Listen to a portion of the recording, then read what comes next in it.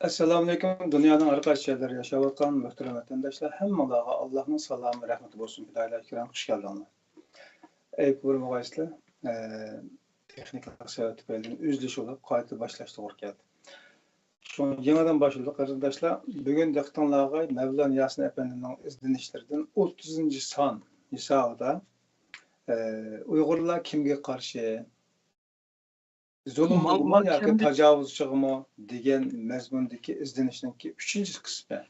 Toplam fidoyilar ekranda taqdim qilayotgan programmalarninki 30-chi qismi, ya'ni 30-chi soni taqdimlar bo'ladi.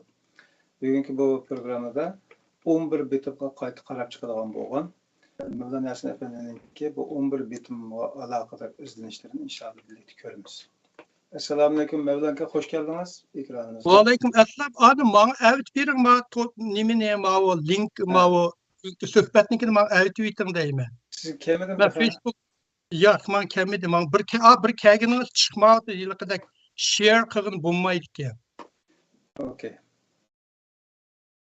Kardeşler ko'rayotgan bo'lsanglar, rahmatanda ovoz, surat, texnikalik bir masala bo'lsa deb bosanglar, o'zgartish, ya'ni tuzish keldi bo'lsa inshaalloh kirishsa. Okay. Endi men bardimki sizga. Badiya qilma qilgini bo'lamdi bu men go'yoqsina birna share qilgin bo'lmaydi-chi. Mana buni share qilgin bo'lmaydi ekan. Bo'lish kerak. Buni share qilmoqchiman men. Albatta qilgini bo'lganti ma share qilgin bo'lmaydi.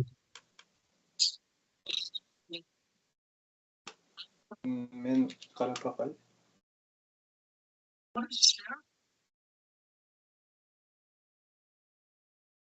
Ko'rayotgan qarindoshlar bo'lsa, texnikalik masalalar haqida ushbu bersangiz yaxshi bo'ladi, birodarlar.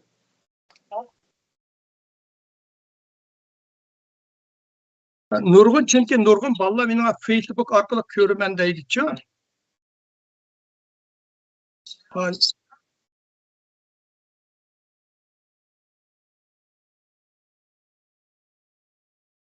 Hozir men share qildim bo'ldi. To'xta. Menga share degan xat chiqdi emasmi? Ular ishimiz chiqmayapti hozir. Live chatni qop qorong'u hozir. To'xta.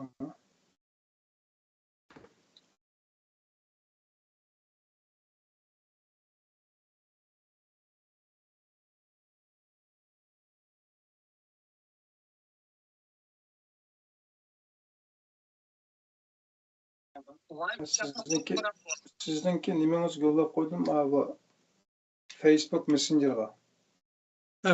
Messenger'ga? Aşağı qarab boqing.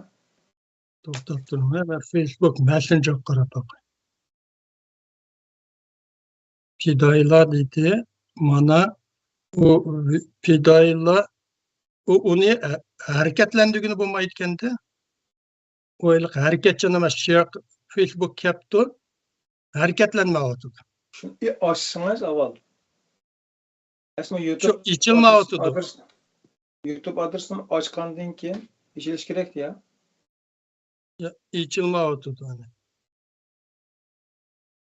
İçiliş gerek. Bu report copy cancel.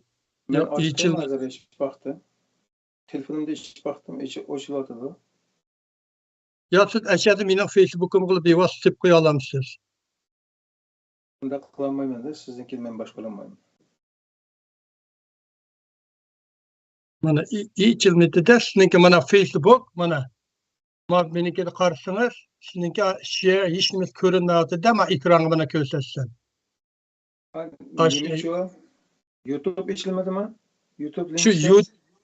Şu YouTube linki kırvatım ben koy. Ben sizinki avval şu bana evet diniz. Evet kendiki aşı YouTube linkini vurdum.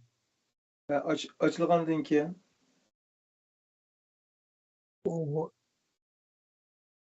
Facebook to'xtab turing. Men yerda bir vaqt Facebook kishib boqay manda. To'xtab turing. Hozir YouTube'da ichilgandan keyin men tegida bir to'xtab turing. Hozir share qilib qo'yaman, men chiqishi mumkin. To'xtab turing. Bir vaqt silib anda qilib boqdim. Endi Facebook chiqib qolishi mumkin. To'xtab. Ya çıktı Facebook. Hem de başlayıvereyim. Okey. Hem de başlayıvereyim. Başlayıvereyim mi? Ha, hem de muş Uygurlarning mag'lubiyat to'g'riliq bir az qaynig'im kelib qoldi. Biz har qanday ishni inchiklab analiz qilmasak, biz nurg'un ishlarni tigi yetolmaymiz. Masalanga, men abay bir so'zlab o'tgan, boshqa bir misol ko'rsatay. Men burun Amerika xizmat boshlaganda bir nashriyat shirkatida ishlagandim. Bu nashriyat shirkati ham xaritasi joyitganlik, dunyo xaritasi, har davlatlar xaritasida. Ular qanday siz aytgan desangiz, masalan, Amsterdam, siz tug'an shaharning xaritasi sizmoq bo'lsa, eng oldida shu xaritaning chegarasini sizlaydigan shu shaharning. İnchiklab chegarasini qilib olib, buni bir nimani ochgandan keyin, uningdan buning ichida bu shaharning eng cho'ng yo'llari, tez surat yo'llarini shuni sijaydi ekan.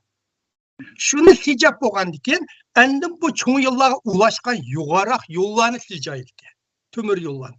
Ashunda qilib asta inchiklab hamma inchik yo'llarni sijaydi ekan. Sijab bo'lgandan keyin endin ularning har yerga tog'larning belgilarini, hamma nimalarni qo'ydigan, bular yumshoq detalda har qanday narsani mushning o'sha inchiklab analiz qilish to'g'ri ketganda, biz mag'lubiyatga bekchiq uchirgan millat, lekin mag'lubiyatimizni haqqa otib qo'yiblar, sababini haqqa otib qo'yib o'tib ketgan millatganmiz. Shuning uchun men mishada buni bir so'zlab o'tay. Habaymo men Uyg'urlar kimga qarshi deb so'zladim. Men so'zlaganda men habay deb o'tdim. Menga Turkiyadan bir xeyli cho'ng ziyoli telefon urib, Uyg'urlar demay, Uyg'ur kimga qarshi desangizmi o'xshashlar degan gapni ishlatishning ahamiyati yo'q dedi. Shunga men mishada deb qo'yay. Endi adabiyot sohasidagilar so'zlanglar, men Uyg'urlar deb odatlanib qoldim. Ha? Bu yaxshi. Bu men Uyg'ur adabiyoti emas. Shuning uchun nurg'unlar shu alay bu hamda xeyli bir men hurmat qiladigan bir ziyoli shu gapni dedi degandan keyin gapi quruq gap bo'lmasin, men shuni deb qo'yay shunda. Men endi Uyg'urlarning avval mag'lubiyatini men turlarga ayirib baxdim. Bu inchiklab kirib baxdim. Avval mag'lubiyat degan abay men degandek yo'g'on bir mag'lubiyatni chegarasini sijgan bo'lsa, endi ichidagi cho'ng yo'llarni sijgandek inchiklab kirib baqaydi. Uyg'ur mag'lubiyatlarining alaydiligi, bizning Uyg'ur mag'lubiyatlarining qanday alaydiligi bor, bularni men tartiblashib baxdim. Birinchi, Uyg'ur yaqin zaman tarixi g'albidan o'zini opqichib, mag'lubiyatga kam quchoq ichish takrorlangan tarixga. Uyg'ur bilan Xitoy bu ikki millat yaqinqi 100 yillik to'qinishda Uyg'urlar alamdimi, qalamdimi butunlay mag'lub bo'lib, bir toqshatqu zarbiga ulab yana bir ajallik zarba yeb keldi va bugun kunda umumyuzlik irqiy qirg'inchilikda jon talashyapti. To'la zarbining dardida qaymig'ib ketgan, g'angrab qolgan, ishanchisini yo'qotib qo'ygan, zuvoni tutilib, ovozi chiqmas bo'lib qolgan, o'zining vijdoni va qalbiga xiloflik so'zlash va ish qilish normal odatga aylangan bu Uyg'ur millati o'zini qo'g'dashdanmi voz kechib, o'zining kimligini bayon qilishdanmi xoli bo'lib, taqdirni butunlay Allohga topshirib, ig'ir mas bo'lgan g'araqkashdak daldinishib qadam tashlab keldi va kelyapti. İçidən və sırtıdan toxtmay sancılğan piçaqlardan saqtini qalmıgan bu Uyğur milleti özünün təqdiridən söz içişmə xoş yaxmaydıgan bulub qaldı. Nurgun Uyğurlar, Uyğur təqdiri toğurluq çıqqan avazdan hürküb özünü neri apqıçılğan bulub qaldı. Nurgun Uyğurlar vətən və millətə münasibətlik avazını anlap qalsa, yoki mustaqil hareketlerinin ilk dergini körüp kalsa, bir izotkuğa çırap kalgandek, bir alvastini körgandek, aytar kusunu okup, iki mörsiye süzüp kaçıdığan bulup kaldı. Bundak ahvalda her bir faaliyetçiler misal bir alay. Men mi bir alay mı, hatta siz mi bir alaysiz? Mustaqillikka münasibetlik her kandak avaz, hodisa, vaqa, tuyg'unlardan o'zini opqichish, mustaqil ideologiyaning shakllanishga fursat bermaslik, hatto mustaqil ideologiyaga qotillik qilish, mustaqil davlatini setish va tunjuqtirib o'ltirish Uyg'urlarning takrorlanayotgan tarixi. Xo'ja Niyoz mustaqil degan sobit domullamni Xitoyga bog'lab berish orqali birinchi jumriyatni vayron qildi. Ahmadjon Qosim yetakchiligidagi rahbarlar va ziyolilar 11 bitimni o'ydirib chiqish orqali ikkinchi jumriyatni vayron qildi. Chunki har ikkining qalbi va ruhida mustaqil degan o'rin olmagan va Xitoydan ayrilinishni xohlamagan. Ularning nazarida Xitoy dushman bo'lib ko'rinmagan. Aksicha mustaqillik bularning ko'zida bir tahdid bo'lib ko'ringan. Bular tajovuzchi emas, balki zulmga qarshi turgan. Shunga bu ikkisining jafoliq kurashlari Uyg'ur xalqi uchun texmi cho'ng qiyinchilik va qirg'inchilikning urug'ini terib keldi. Ham tardi desak bo'ldi. Uyg'ur xalqining beshini tegimi Uyg'ur xalqining beshini texmi ekkan. Tizi texmi pukilgan. Xitoyning qilichi Uyg'urlarning bo'yniga texmi patgan. Bu bizning takrorlanayotgan tariximiz. Bugun kundami Dunyo Uyg'ur qurultiyi o'z taqdirini o'zi belgilash va Uyg'urlar indigenes degan bayonotni ko'tarib chiqish orqali Sharqiy Turkiston mustaqil davlat degan ongning shakllanishiga zarba berib kelyotdi va xalq orada Xitoyning tajovuzchi obrazini yo'qotishga tirishyapti. Ikkinchi, Uyg'ur yaqin zaman tarixining batlari mag'lubiyat bilan to'lib toshgan. Bir Uyg'ur bo'lish kimligimiz va samimiyligimiz bilan oldingi 200 yillik tariximizni ko'zimizni yo'g'on ichib boshqa millatlarga selishtirib baqsak, ko'zimizni yumib cho'nqur xiyol surib baqsak, boshqa qalam tavirtishga intilib baqsak, siyosat, iqtisod, ilm-fan, diplomat, harbiy, muarif, tashviqot qatorliq har qanday sohalarga nazar solsak, mag'lubiyatdan boshqa narsani ko'rolmaymiz, asliyolmaymiz yoki misol ko'rsatib berolmaymiz. Ancha-muncha qo'lab chiqargan bexil g'albalarimizmi mag'lubiyat kalkunida g'arq bo'lib ketadi. Masalan, birinchi jumriyatning Qashqarda dog'dug'liq echilgan yig'ini, ikkinchi jumriyatning dastlabki bosqichdagi G'aramboq va Shixu urushlaridagi g'albalari Xo'ja Niyoz va Ahmadjon Qosim osiyligi bilan vayron bo'lgan ikki jumriyat oldida hech qanday ig'irligi yo'q bir kupukka aylanib ketdi. Aylanib qolmay millionga Uyg'urlarning qini va yeshi oqqan daryoga aylandi. Sadir Palvon, Tumur Xalpa, G'ini Botur, Rizvangul, Siyit Gangong, Nozgum hammasining hayoti tragediya, yana mag'lubiyat bilan yezilgan.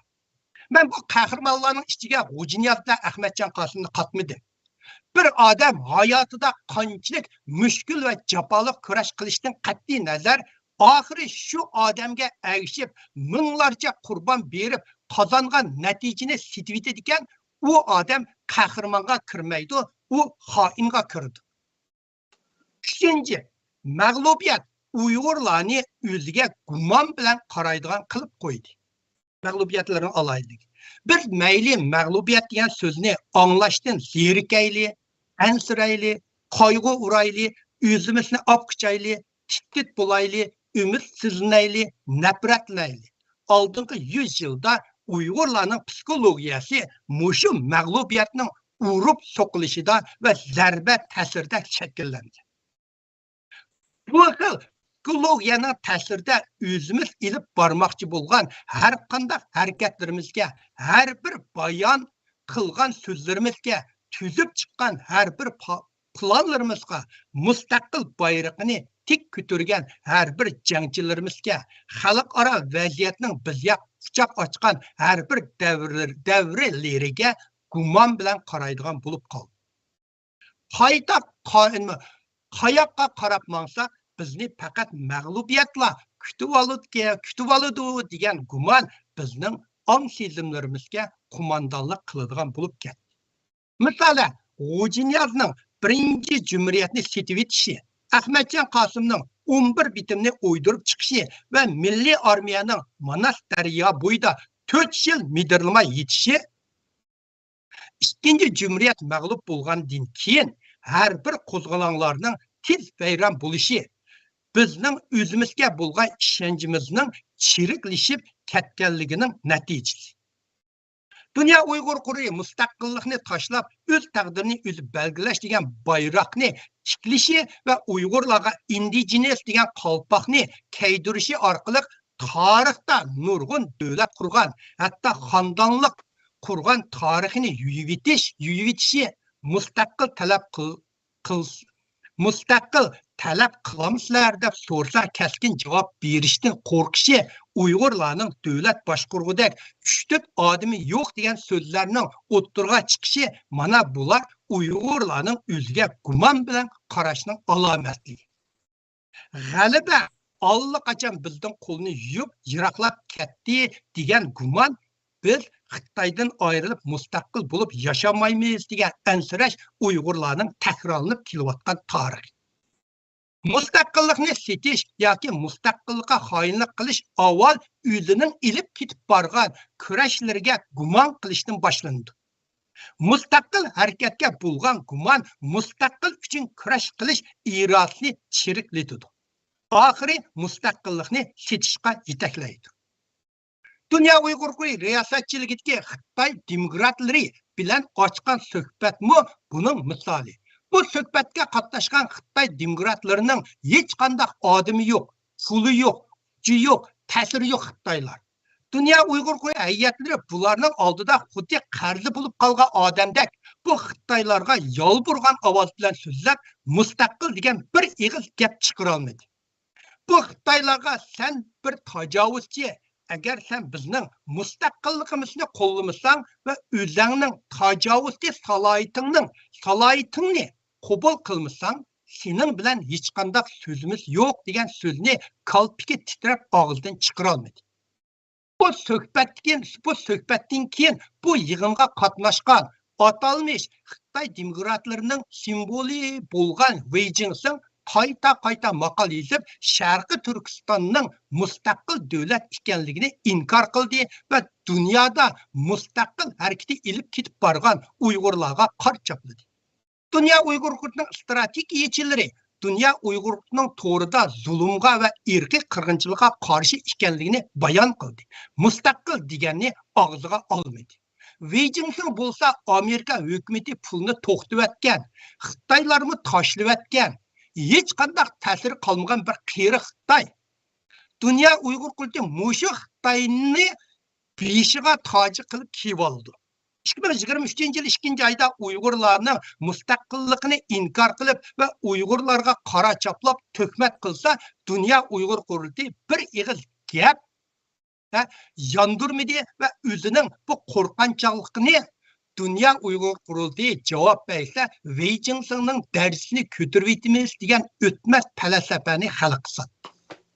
Uyg'urlar shuni bilishi kerakki, mustaqillikni qabul qilmagan Xitoy bilan suhbatlash tamoman xato. Xitoyning tarixi, madaniyati, ideologiyasi, demokratiya ong bilan moslashmaydi. Dünya Uyghur Qur'i va har qanday Uyg'ur shuni bilishi kerakki, mustaqillikni setish ustiga qurilgan strategiya hargiz strategiyaga kirmaydi. Eng yaxshi ahvoldimi Xitoyga foydali, Uyg'urga ziyonli strategiya bo'lib hisoblanadi. To'rtinchi, bizning mag'lubiyatimizning to'rtinchi aloyiligi. Uyg'urlarning mag'lubiyati qanday mag'lubiyat? Uyg'urlarning mag'lubiyatini yakunlab boqaylik. Uyg'ur degan atalg'u mag'lubiyat degan so'zni eng mukammal ifodalaydigan ma'nodosh so'zga aylandi. Mag'lubiyatga mundaq uzun chidab kelgan va havas qilgan millat tarixda bakla oz bo'ldi. Oz bo'lishi mumkin deyman. Oz uchraydi.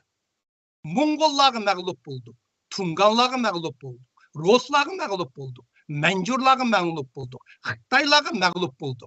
Hatta Wei Jingshengdek bir manqa Xitoyga mag'lub bo'ldi. Kuchli dushman uchrab qolsa mag'lub bo'ldi. Uningga mag'lub bo'ldi. Acil düşmanga yo'liqsa, uningga mag'lub bo'ldik. Açıq gap qilsa, açıq gapiga mag'lub bo'ldik. Tatliq gap qilsa, shirin so'ziga mag'lub bo'ldik. O'ynatsak, o'ynab mag'lub bo'ldik. O'ynatsak, o'ynatib mag'lub bo'ldik. Ursa, yiqilib mag'lub bo'ldik. Tik tursak, chas berib mag'lub bo'ldik. Qo'rqatsak, qo'rqab mag'lub bo'ldik. Bishimizni silab qo'ysa, akilab mag'lub bo'ldik. Mehmon bo'lib borsak, mehmon bo'lib mag'lub bo'ldik. Sahipxon bo'lsak, sahipxon bo'lib mag'lub bo'ldik. Namoz o'qib mag'lub bo'ldik. Namoz o'qimay mag'lub bo'ldik. Hujum qilibmi mag'lub bo'ldik. Chekinibmi mag'lub bo'ldik. Qo'limizga qurol ilibmi mag'lub bo'ldik. Qo'limizga qurolni topshirib beribmi mag'lub bo'ldik. O'zimizning tajribasi bilan ish qilibmi mag'lub bo'ldik. Boshqalarning tajribasini o'rganibmi mag'lub bo'ldik. Dünya vaziyeti bizga yan bosqandimi mag'lub bo'ldik. Dünya vaziyeti bizden yüz o'rgandimi mag'lub bo'ldik. Chet elning yordamiga erishibmi mag'lub bo'ldik. Chet elning yordamiga erishmaymi mag'lub bo'ldik. Zamonga beqibmi mag'lub bo'ldik. Zamonga boqmaymi mag'lub bo'ldik. Boshqalarning madaniyatini qabul qilibmi mag'lub bo'ldik. Boshqalarning madaniyatini rad qilibmi mag'lub bo'ldik. O'zimizdan faxrlanibmi mag'lub bo'ldik. O'zimizdan zorlanibmi mag'lub bo'ldik. Ancha muncha midirlabmi mag'lub bo'ldik. Jim yetib ün chiqarmaymi mag'lub bo'ldik. Qarishliq qilibmi mag'lub bo'ldik. Bo'ynimizni raqibning qilichiga egib beribmi mag'lub bo'ldik. Tik turibmi mag'lub bo'ldik. Tilmi mag'lub bo'ldik. Til tukibmi mag'lub bo'ldik. Ilm fan o'qibmi mag'lub bo'ldik. Ilm fan o'qimay mag'lub bo'ldik. Birlashibmi mag'lub bo'ldik. Ayrilibmi mag'lub bo'ldik. Dunyoni ko'rmaymi mag'lub bo'ldik. Dunyoni ko'ribmi mag'lub bo'ldik. O'zimizning ichida mustaqilchilarga agishibmi mag'lub bo'ldik. Mustaqillikni rad qilganlarga agishib mag'lub bo'ldik. Mag'lubiyat faqat Uyg'urlarni ko'rganda yashasin deb to'laydigan bo'lib qoldi. Mag'lubiyatga chidamlik qilish va xumor bo'lish Uyg'urlarning takrorlanayotgan tarixi. Mag'lubiyat degan so'zning eng mukammal aniqlamasi Uyg'ur degan so'zda ifodalangan bo'lib ketdi. Bo'lib qoldi. Bizning mag'lubiyatimiz yana haybatlik va santanatlik mag'lubiyat. Harbiy, iqtisod, siyosat, diplomat, ilm fan, muarif, coğrafya, ideologiya, psixologiya, falsafa, ruh, jasorat, pozitsiya, e'tiqod, strategiya, taktika, kuzatish, mo'ljarlash, iroda, ishoncha, tashkillash, savdo setiq, bola tarbiyalash, saviya o'stirish, ijodiyat, ishoncha, ittifoqlashish, tashviqot, kelishim qatorliqlarning hammasini mukammal ichiga olgan mo'l va rang-barang mag'lubiyat. Men o'ylab qoldim. Sizlar mi o'ylab yiqinglar? Uyg'urlarda mag'lubiyat bilan bundoq yaqin do'st bo'la olgan yana bir millat bormi? Uyg'urlarning bu mag'lubiyatining cho'nqur va qorong'u girdobidan chiqish imkoniyati bormi? Parlaq nur chachadigan yo'lni tashlab, qorong'u girdobining atrofida piqirab yurishni tanlab bilish Uyg'urlarning takrorlanayotgan tarixi. Mag'lubiyatning 6-aloyiki Uyg'ur mag'lubiyati. Uyg'urlar g'albi bilan mag'lubiyatni tanlash to'g'ri kelganda mag'lubiyatni tanlashga odatlangan, mag'lubiyatni tanlashni bexatarlik deb qarash Uyg'urlarda bir xil mujmallik nazariyaga aylangan. İnsanlarning tarixidagi mag'lubiyatlarga nazar solsak, mag'lubiyat nurg'un ahvollarda insonlarning o'zining qilayotgan ishlariga yengillik ekanmaslikdan, o'zi mengayotgan yo'lning oxiri chiqmaslikni bilib turib, yangi yo'lni izlamaslikdan, o'zi sakrab tushgan dengizdan o'zi o'tib ketishga ko'zi yetmay kayniga chekinishdan, o'zi bel bog'lagan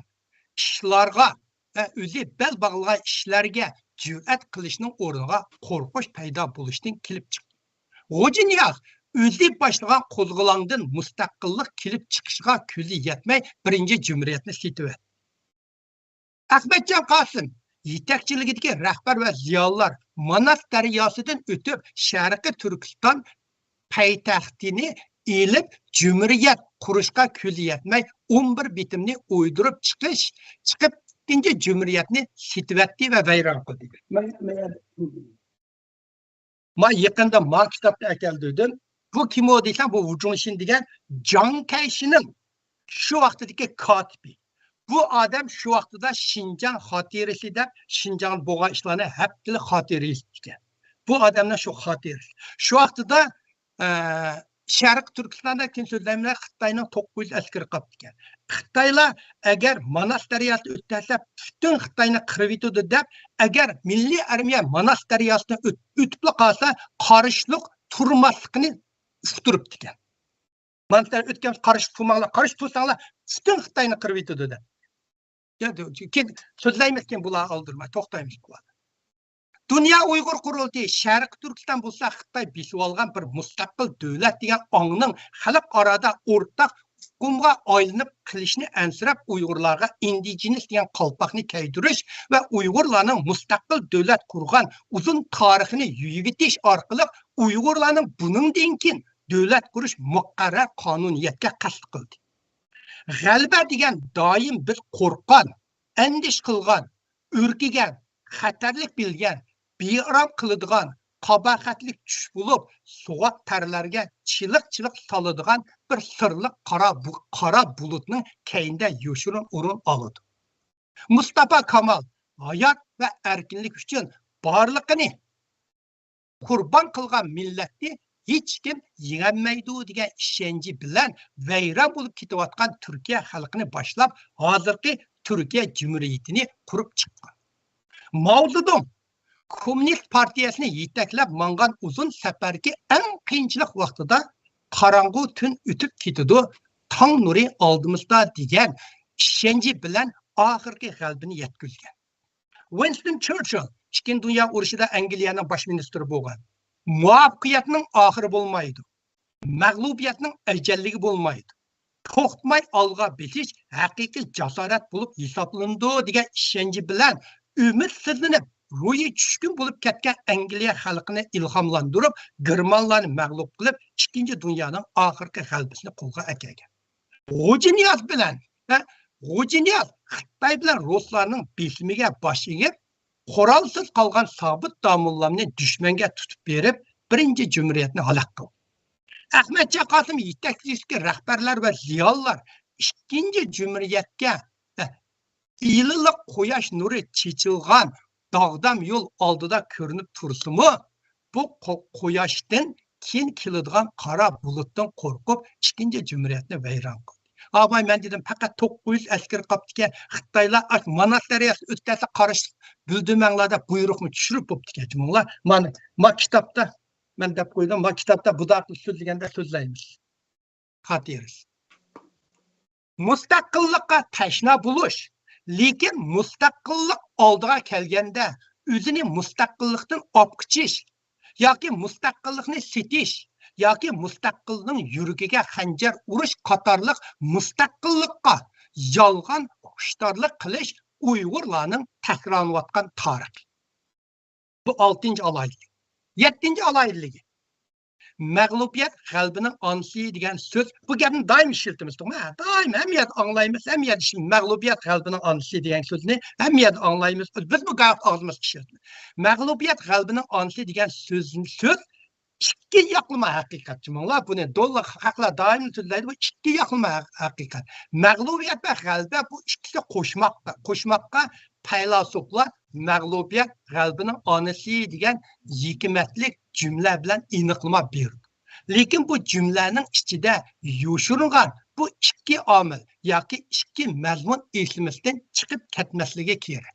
Birinchi, mag'lubiyatni toniy olgan va uningdan savob ibrat olgan odamlar yoki millatlar uchun mag'lubiyat g'albining onasi bo'la oladi. Mag'lubiyatni onam deb tunmagan yoki tunishdan o'zini opqashgan insonlarga mag'lubiyat qandoq g'albining onasi bo'lib chaq ocha oladi. Buning misoli Uyg'urlar. Mag'lubiyat qachon Uyg'urlarning onasi bo'lib chaq ichib g'albiga yetkazgan. Uyg'urlar qachon mag'lubiyatning bolasi bo'lib bu anının so'zlab bergan hikoya cho'chaklarga quloq solgan. Tajovuzchiga emas, zulmga qarshi turib,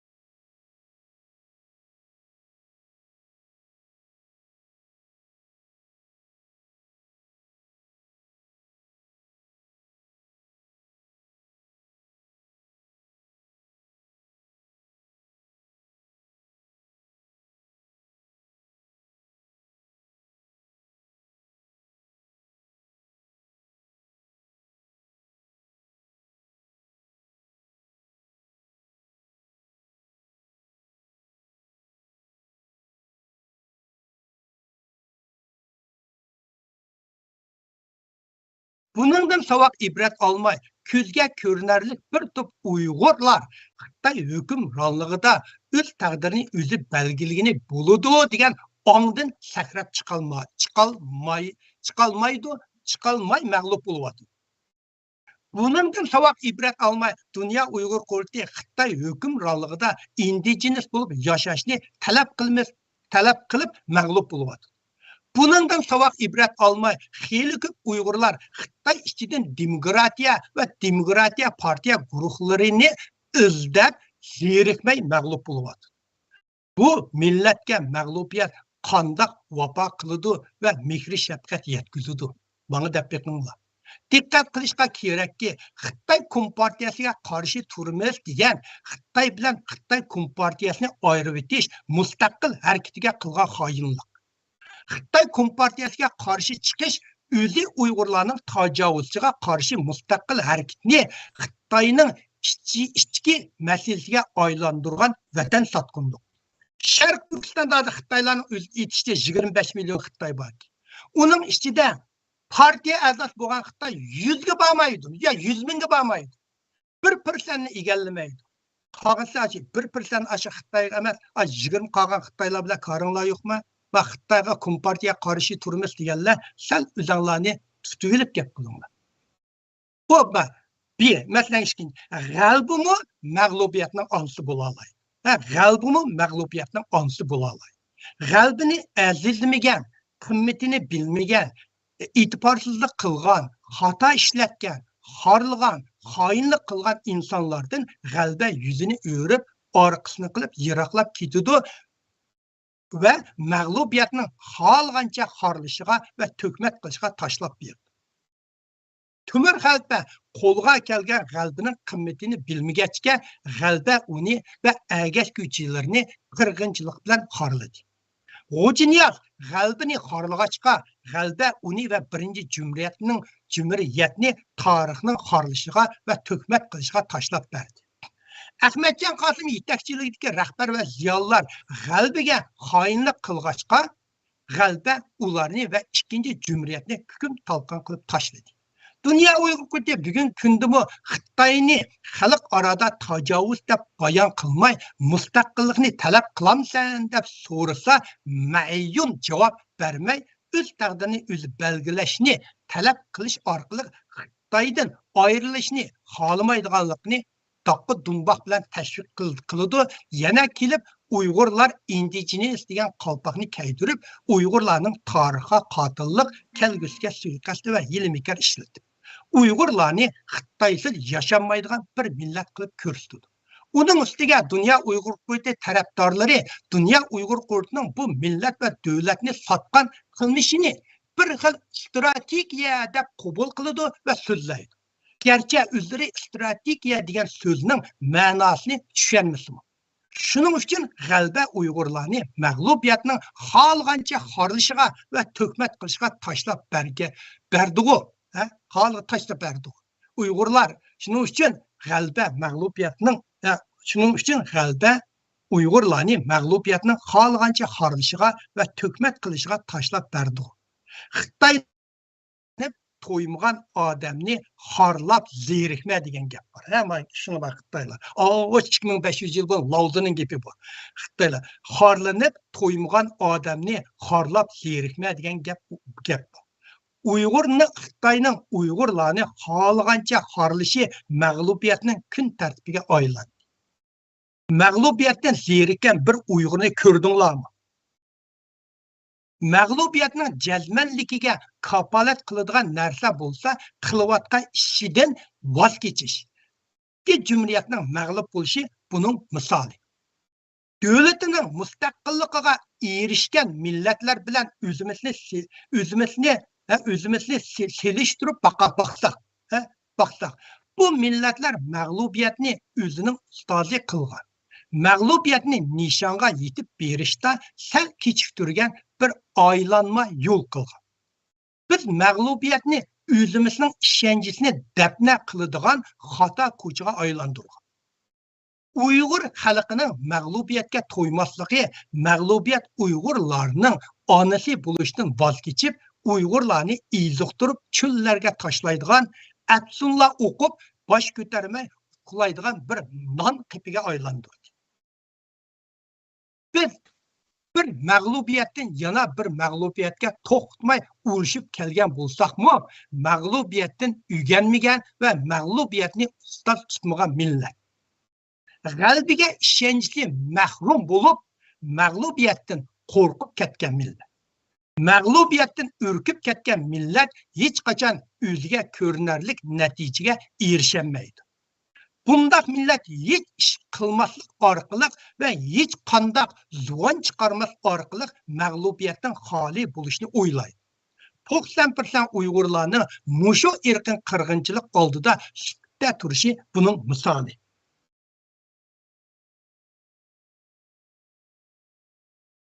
Mag'lubiyatning savoq ibrat olmay, balki mag'lubiyatning dafsanda qilishini oliy ko'rish bo'lsa, Uyg'urlarning takrorlanayotgan tarixi.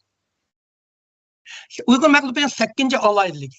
Uyg'urlarning sukutda turish orqali mag'lubiyatning qutulish yo'li, hatto hayot qilish yo'limi to'silib ketdi. G'arbda hech ish qilmasang mag'lub bo'lmaysan degan gap bor. Bichara Uyg'urlar Uyg'urlarga mushu yo'lni itilib ketdi. Hozir Uyg'urlarga hech harakat qilmay, o'limni kutib jim yetish orqali mag'lubiyatdan saqlanadigan yo'lni itilib ketdi. Uyg'urlar hech ish qilmaymi, vayronchilikqa uchrayapti.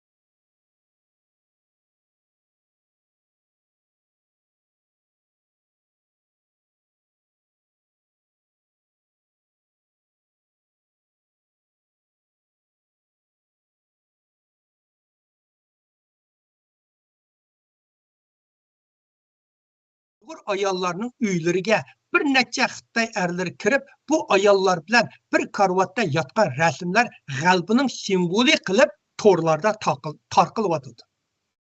Uyg'ur ayollar ukul urib tug'mas qilib tashlanadi. Bir a'zosi turmada o'lgan oilalar keyin shu qotil Xitoyga rahmat etishga majbur bo'lyotdi va shu Xitoyning o'zining bolasini itib o'ldirgan o'qning pulini to'layotdi. Millionlab Uyg'urlar Xitoyga haqsiz qul bo'lib ishlab, mag'durdan ayrilganda organlari tirik kesilib ilib, mangu kelmaydigan yo'llarga ketib boradi. Sanoqsiz turmada o'lgan, hatto jini to'liq chiqib bo'lmagan Uyg'urlar Xitoyning odam kuydirish o'choqlarida kuydirilib, kul bo'lib, chang to'zonga aylanib, ko'kka so'rilib ketib bordi. Yana Sharq Turkiston sirtidagi 90% Uyg'urlar hech ish qilmaslik orqali mag'lubiyat bo'lmaslikni tanladi. Xitoy har qancha dafsanda va qirg'inchilik qilsa, shuni qabul qilib va qulluq zanjirini quchoqlab yetish Uyg'urlarning takrorlanayotgan tarixi. İnsanlar, masalan, cho'ng ziyonga uchirmaslik uchun, bir nishonga yetish uchun nurg'un vaqtlarda dushmanga bosh egish to'g'ri keladi. Zulmga chidab turish zarur bo'ladi. Xorlashni qabul qilish shart bo'ladi. Qulluq zanjirini qo'lga solganda put qo'lini tutib berishga to'g'ri keladi. Bundaq misollar tarixlarda nihoyat ko'p, hatto bizning kundalik turmushlarimizda uchrab turadi. Har birimiz degandek hayotimizda bundaq bir necha misol hayotimizda bor. Bu bir favqulodda alohida ahvoldagi alohida aql deb hisoblanadi. Lekin dushmanga bosh egsimi, zulmga chidasimi, xorlashni qabul qilsimi, qulluq zanjiriga odatlansimi, yana dushman rozi bo'lmay seni o'ltirib yo'qotishni qat'iy niyat qilganda, sening dushmanga bosh egishing, zulmga chidishing, xorlashni qabul qilishing, qulluq zanjiriga ko'nishingning hech ahamiyati, roli va yordami bo'lmaydi. Bunday vaqtda sen yo o'lim, yo ko'rim deb jang qilishning to'g'ri keladi. G'arb, Türkiye, Amerika, Yaponiya, Kanada, Qozog'iston, Qirg'iziston qatorliq stanlardagi ko'p sondagi Uyg'urlar hozirgi Xitoyning ilib berayotgan irqiy qirg'inchilik oldidimi hech ish qilmaslik siyosatini qo'llanish orqali mag'lubiyatdan o'zini saqlaydi. Tarix shuni bizga tushuntirib keldi. Sukut bilan o'zini mag'lubiyatdan opqashganlar oxiri mag'lubiyatning doriga isildi. Her qanday zulmga chidab sukutda turish Uyg'urlarning takrorlanayotgan tarixi. Dünya Uyg'urlarning o'z taqdirini o'zi belgilashni bayon qilish orqali avtonomiyani talab qilishi, Uyg'urlarni indigenous deb qaloq ko'rsatishi, kelgan paytni qo'ldan bermay mustaqillikni setish qatorliq bir g'albiga yetaklaydigan strategiya kirmaydi. Kelgan paytni qo'ldan bermay mustaqillikni setish qatorliqlar bir g'albiga yetaklaydigan strategiyaga kirmaydi. Aksicha Uyg'urlarni tutdan yo'qotadigan suiqasdga kiradi. Mustaqillikda chin turib dunyoning yordamini izlasak, bu yordam bizga foydali bo'ladi. Bu izlanishda parlaq yo'l ichish imkoniyati bo'ladi. Mustaqillikni qurbon qilib dunyoning yordamini izlasak, bu yordam bizga ziyonli qiladi. Bu izlanish texmi qorong'u zindonga boshlaydi. Bizning butun tariximiz buni isbotlaydi. Uyg'ur yaqin zaman tarixi bundaq misollar bilan to'liq toshqan. Mustaqillikni tashlab izlangan barliq kurashlar oldingi ikki jumriyatning xatoligiga varislik qilib bizni mag'lubiyatga boshlaydi. G'albidan mangu ayirib tashlaydi. Bizning talablarimizning va niyatlarimizning qandoq bo'lishidan qat'iy nazar Xitoyning birla niyati bor. U bo'lsa Uyg'urlarni butunlay yer sharidan urug'ini quritib etish. Mayli biz kurash qilayli yoki sukutda yashayli.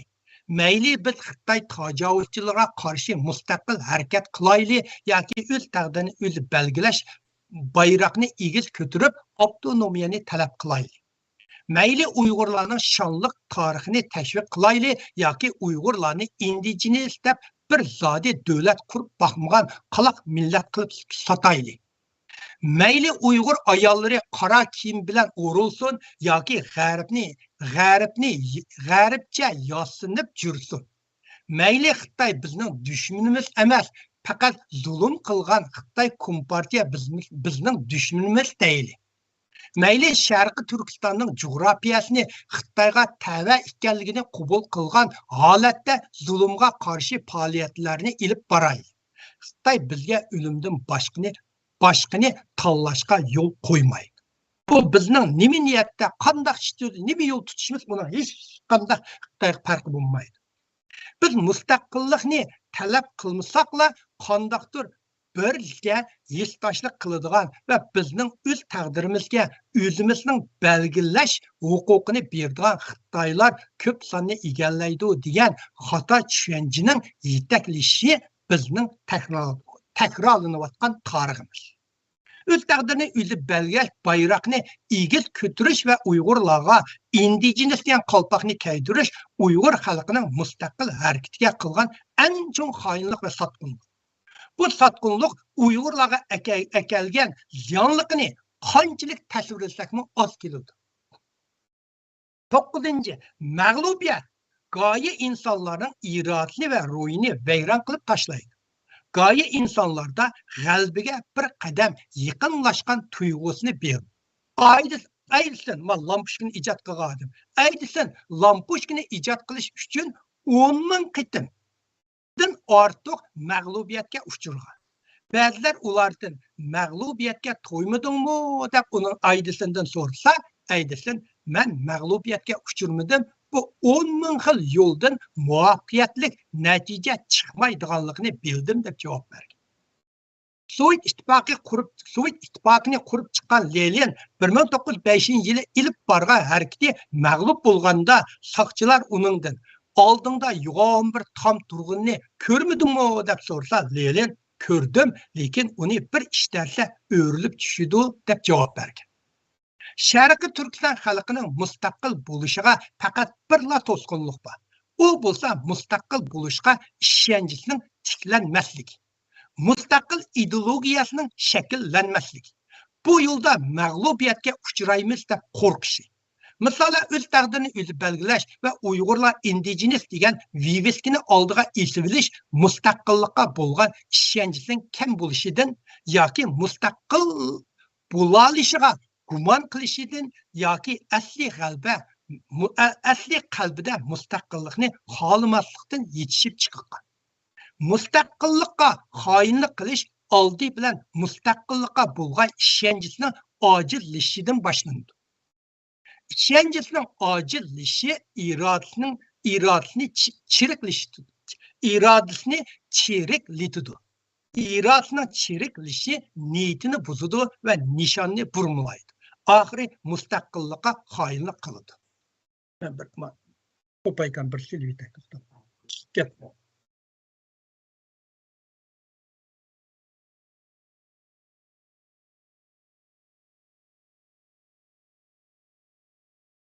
Yine gün oldu, yine yaman buldu. Önüm çıkıvatamda. Halo? Chiqyapti, anglayapmiz. Bu mustaqil yo'lda fidokorlik qilish jarayoni bir azob va jafoliq jarayon. Bu yo'l jafo, mushaqqat va xatarlik to'soqlarning hujumida mag'lubiyat har bir do'qmishlarda jinozini tutib va yerliklarni tayyorlab qo'ygan yo'q. En yaxshi ahvoldimi balki 10 yil, 20 yil, 50 yil intayin mushkul davrlarni beshidan o'tkazish to'g'ri keldi. Uyg'urlarning qilayotgan 200 yilda. Mustaqil bo'lgan davlatlarga qarab baqsaq, uzun yil kurash qilgan tarixini o'qiymiz. Yahudilar mustaqil davlat qurishga 2000 yildan ortiq vaqt ketdi. G'arb mustamlikidan mustaqilligini olgan davlatlarga oz deganda 100 yil vaqt ketdi. Xitoyning Manchurlarning mustamlikidan qutulishga 290 yil ketgan. O'rta Osiyodagi davlatlarga mustaqillik osmondan tushdi. Ular osmondan tushib qolgan mustaqillik. Uyg'urlar bizga shunday fursat keldi deb o'ylamaslik kerak. Bizning dushmanimiz bo'lsa Xitoy tajovuzchilar. Lekin bu fidokorlikdan voz kechish, lekin mushundaq necha yil jafo bo'lmaskan deb bu fidokorlikdan voz kechish, bu irodani sundirish, bu halokat girdobidan qo'rqish, bu cho'nqur azob uqubat va qattiq jabr zulmni mangulik qiladi. Nayt qiyin, lekin uning kirishmasak bu mangulik bo'lib qoldi. Mag'lubiyatni mangulik hamroh qilib, g'albini yodlashtirdi. G'alba degan mag'lubiyat ulangan yo'lda har qancha daldinsimi, har qancha putlasimi, qizg'inligi yo'qotmagan odam va millat kitabi. Napoleon shundoq degan. Yengilishdan qo'rqqan odam cho'qim mag'lub bo'ladi. Mening mag'lubiyatlarim meni cheksiz egizlikka ko'targan. Dunyoga tunilgan kino cho'lponi va Amerikaning Kaliforniya shtatida gubernator bo'lgan Arnold Schwarzenegger. Buni har bir Uyg'ur biladi bu odamni. Schwarzenegger iroda bilan taslim munosabatni mundaq tasvirlagan. Kuch-quvvat g'albidan kelmaydi. Sen kurash qilish orqali kuch-quvvatni yetildirsan. Jafo mushaqqatni besib o'tishga va qat'iy taslim bo'lmaslikqa qaror qilgan vaqtingda sen kuch-quvvatga erish. Bu ikki mashhur kishining bundaq deyishning asosi bor. Chunki irodalik inson uchun har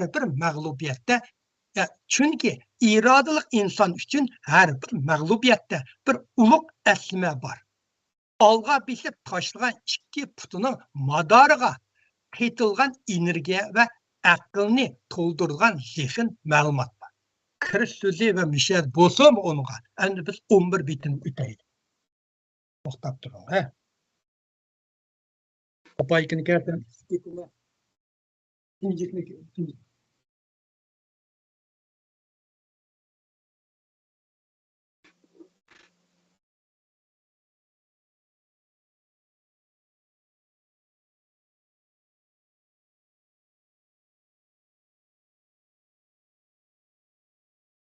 Ben her bir kim almıştığında sizde anlavatında da soravatım hocam. Anlavatı da. Anladı. 11 bitim. 11 bitimden bugün 11 bitimden 10. maddesini ötmüş. Ben ilaqı maddeni tertip boyunca yazma ama yazmamның mazmunu nim kutup yazatma. En ahire hemmini ötmüş, hemmini tüytmüş. Endi bu 11 bitimni ilaqı anlaş jarayan naydı savirjan bolsalar boldu. Çünkü ben 11 bitim oqum emas, mening qildigan ishim natchiqil 11 bitim bilan selishtirib, şu 11 bitimdeki aşı sözünün Xitaycha ve Uyg'urchani so'zma-so'z, cümle analiz qilish bu meningki nishonim. 11 bitim bir kirish so'zi o'tib ketdim. Birinchi Cumhuriyatning vayron bo'lgan paytlik inkos. Shu davrga, ha?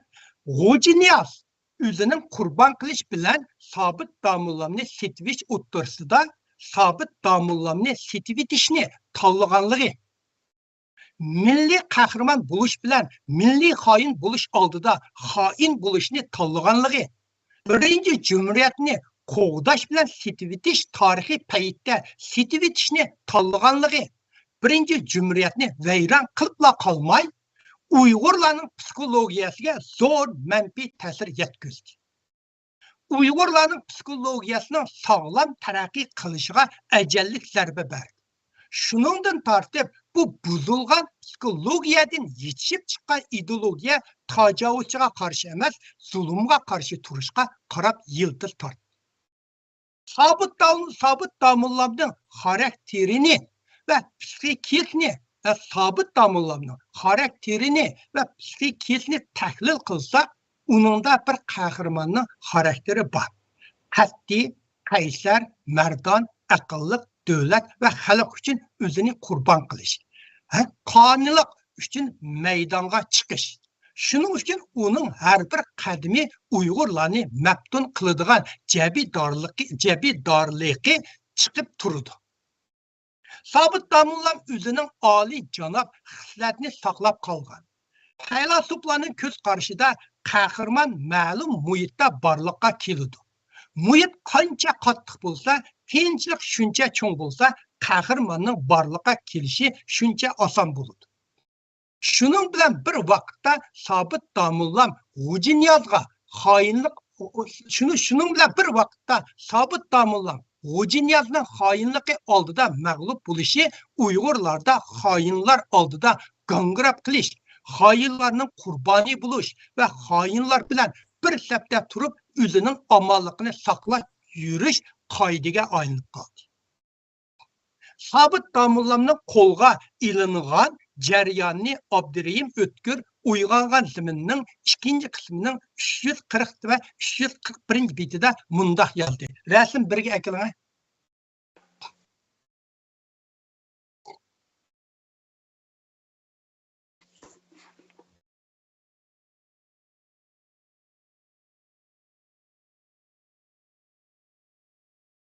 Aşı. Mana men o'qiyman daqanlar, mening kuniylik o'qishim ravon emas. Endi shuning uchun sizlar javob deb qo'ysam ansirmaysizlar. Bu uyg'ongan ziminning ikkinchi qismining 340 va 340 betida Sabit Damullamning qo'lga ilgan jarayonni bunda yozgan. Qo'lga tapancha tutgan G'upur Tuanjang eshikdan bo'ronda kirib kelganda Sabit Damullam bilan Zehrib Qori Hoji xuddi safarga tayyorlangan kishilardek to'n sarpolarini kiyinib uyning o'ttirsida o'ra turishadi. Uyuqdiki kirsin lampa ularning chiroyini uchoq ko'rsatib turadi.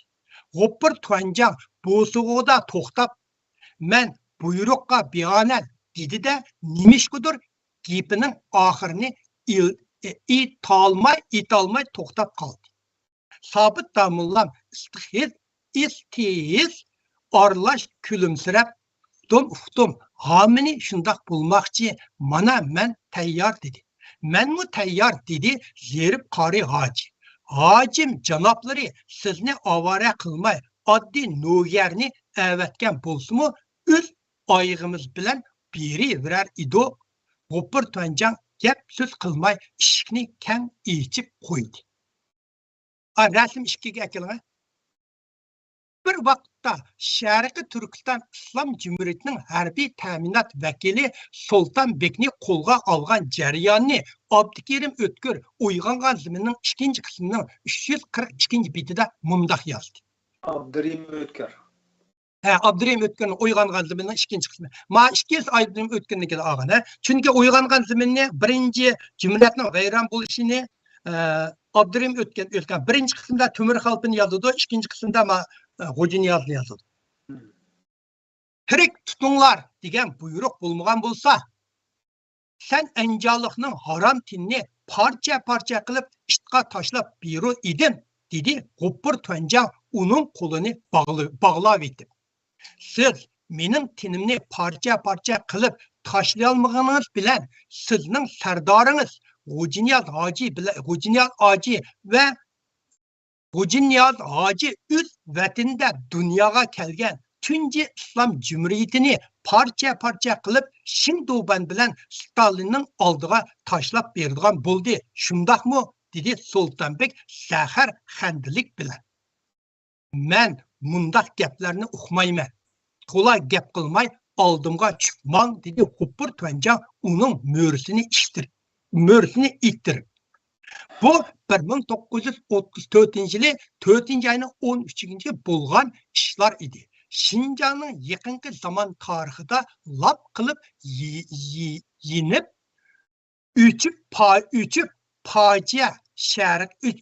üçgen facia. Bu 1934-yili 4-ay 13-kuni bo'lgan ishlar üçgen facia. Sharqiy Turkiston Islom Cumhuriyati shuning bilan oyoqlashdi. Bu gapni Sharqiy Turkiston Islom Cumhuriyati shuning bilan oyoqlashdi degan buni Safiddin Azizning kitobida olibdik. Aslında Şinjan yaqin zaman tarixida lapli qilib yinib o'chgan facia Sharqiy Turkiston Islom Cumhuriyati shuning bilan oyoqlashdi. G'ojiniyoz tragediyasi bo'lsa Xitoyni tajovuzchi deb qaramay, ikkinchi ip bo'ldi men nimqanma o'zimning gibi bahasını süzatma obzurumda. G'ojiniyoz tragediyasi bo'lsa Xitoyni tajovuz deb qaramay, aksicha tajovuzchiga yordamlashib, shu tajovuzchiga keskin qarshi turgan va mustaqil davlat qurishga intilgan Sabit Damullamni tajovuzga tutib berib va tunja qurilgan Sharqiy Turkistonning chiriqini o'chirib, Şu təcavüzçi hükümranlığının pəgasıda əkiləb yürüdüğən bir küçük ve miqrab yürüdüğən bir müşkə aylanıp, bir milli qəhrəmandan, bir milli satqınının cəryanını başdan ahırgıca tamamlaştırgan tipik ve namune misal. Eğer Gojiniyaz teslim bulmay, şu birinci Cumhuriyetinin reis salayeti bilen kurban bulgan bulsa, Uygurlarının tarihinde zor aktif tesir kaldıradı. Şu ecellik devirde Uygurlardaki teslimçilik ruhunun kimişige, cengivarlık ruhunun köpeytilişige çoğun rol oynadı. Baturlar bizge qaraganda texmi köp xavf xatarga duch keladi. Agar qadr qimmatni voz kechsa, hayot qilish oson bo'ladi. Ammo ruh uchun izzat hurmat bilan o'lish yoki izzat hurmatsiz yashash balki oldinqisi baturlar uchun texmi qimmatli bo'lishi mumkin. Tavakkülçilikni ve baturluk bilen jang qilishni tanlagan millat ro'naq tepish imkoniyati ve fursati bo'ladi. Agar Uyg'urlarda sabit damullambek adam ko'proq bo'lgan bo'lsa, hozirgidek avval qonni to'xtatayli, 90 yillardagi ahvolga qaytib olayli, davlatni boshqaradigan 3-4 odamimiz yo'q, kishilik huquq bilan degan bilan mustaqillik bir hukum, o'z taqdirini o'zi belgilash, Uyg'urlar bo'lsa indigenes, Xitoydami demokratlar mavjud deganga o'xshash hukum ve şuarlar o'ttirga chiqmadi. Birinchi Cumhuriyetning raisi bo'lgan Gojiniyazning o'z vataniga xoinlik qilishi Uyg'urlarga o'zining odam qimmatini yo'qotishni o'rgatdi. Mustaqillikni kamsitish bir cho'ng iqimga aylandi. Gojiniyazning o'lishi muhim voqea emas. Gojiniyazning o'lishi muhim voqea emas. Lekin Gojiniyazning xoinlik qilishi Uyg'urlardagi kurashchan va tez tikmas ruhning zavolga yuz tutishini boshladi. Birinchi Cumhuriyetning vayron bo'lishidan buyon Uyg'urlarning madaniyat davolg'usi va mustaqil yo'lidagi izdinish texcha ocha yo'l eg'izda gangrab yurdi. Uyg'urlar uzundan buyon o'zining madaniyatini boshqa millatlarning madaniyati bilan selishtirib, tekshirib kelyapti. Qiziqarli yeri dunyo Uyg'ur qurtining aql idrok egalari uzun yil izdinish orqali Uyg'urlar bo'lsa indigenes degan xalq degan xulosani chiqarib.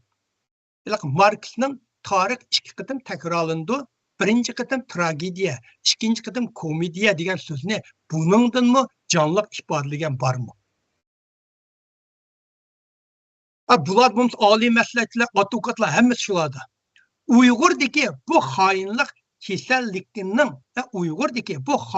kasalliklarining tub sababi nima? Bu kasallarni davolash uchun qanday retsept yozdik? Qaysi konu kasallar texi yo'qotilmadi? Qaysi yangi kasallar paydo bo'ldi? Hozirgacha bu to'g'riliq o'rtaq tunish yo'qdek turadi. Hatto 100 yildagi ixtilofdanmi cho'nqurdak turadi. Birinchi Cumhuriyetning sotqinlik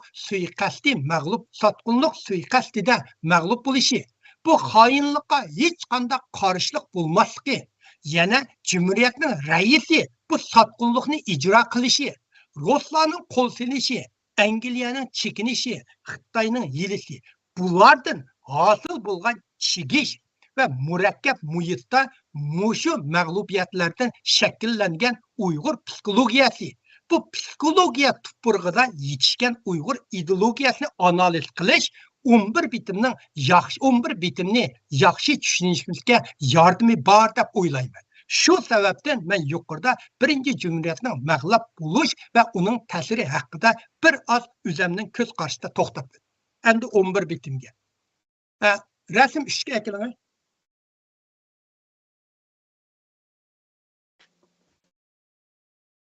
11 bitimni o'rganish va analiz qilish jarayonida tuvandagi kitoblarni asos qildi.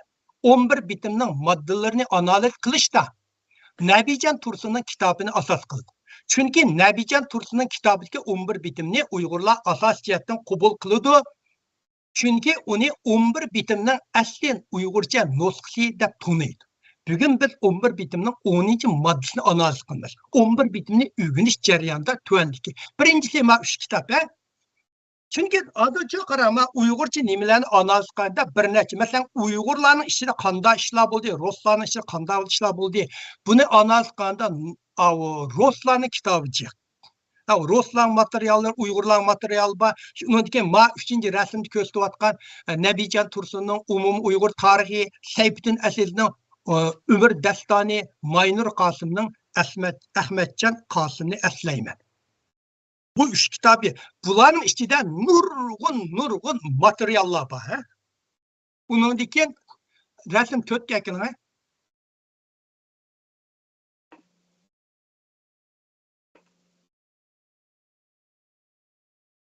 Atüendikler.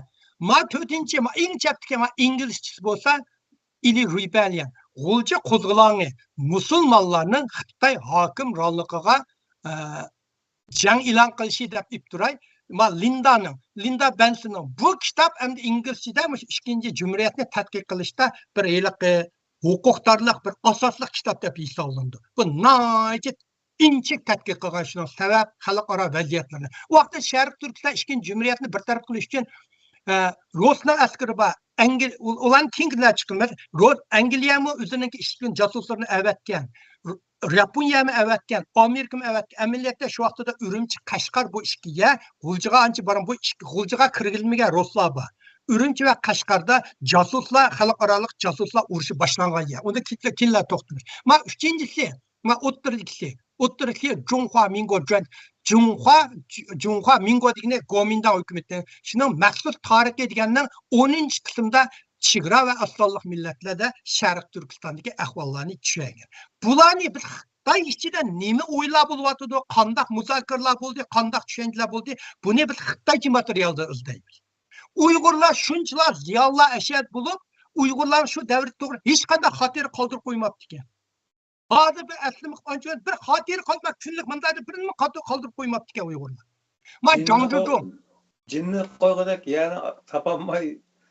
Ya bu emas, bu masalanga 45 yıldan tap 49 yılı Şarkı Türkistan degende bütün Uygurlar gavda sürüp yollar köz bir-birleriga ças berip bu yandaki her bir mektep bulup marshal dep general bulup davr sürgen Uygur ziyallarının hemmisi eşek toplangan şular mı mında bir hatiri kaldırmaptı ki malkın mında işi ulatıdı dep. Çünkü Uygurlarda hiç materyal yok.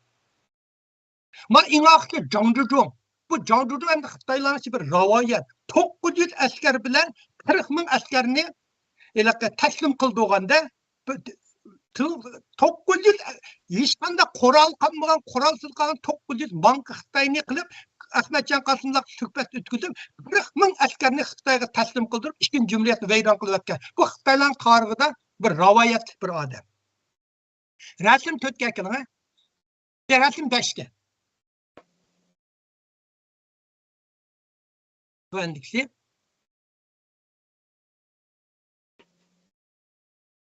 Ilaqa mavzudan nimkagizlar. Mana ma'lum so'ng tarafga Şinjan ishlar inqilobidagi cho'ng ishlar.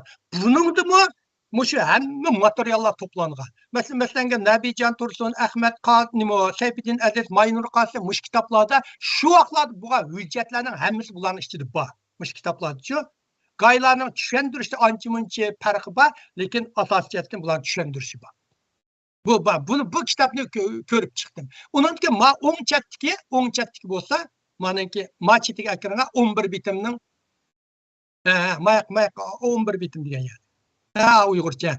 Mani endi Uyg'urlar Nabijon Tursunning mushtag'i buni Uyg'urlar 11 bitimning asli nusxasi deb hozir qabul qildi. Mushitni asli nusxasi deb 11 bitimning o'qimak noy tas buni mundaq qilsanglar qadimki shu vaqtdagi Uyg'ur tilida yozganki, biz mushini analiz qilamiz. Chunki bu Uyg'urlar Maynur Qosim degan ishlatsangiz, uni Xitoylar o'zgartdi deydi. Sayfiddin Azizning ishlatsangiz, Xitoylar o'zgartdi deydi. Lekin Xitoychilar mayli qanday kitob e'lon 11 bitim nusxasi o'xshash. Buni bir tuanda analiz qilamiz. Rasm 6ga qiling.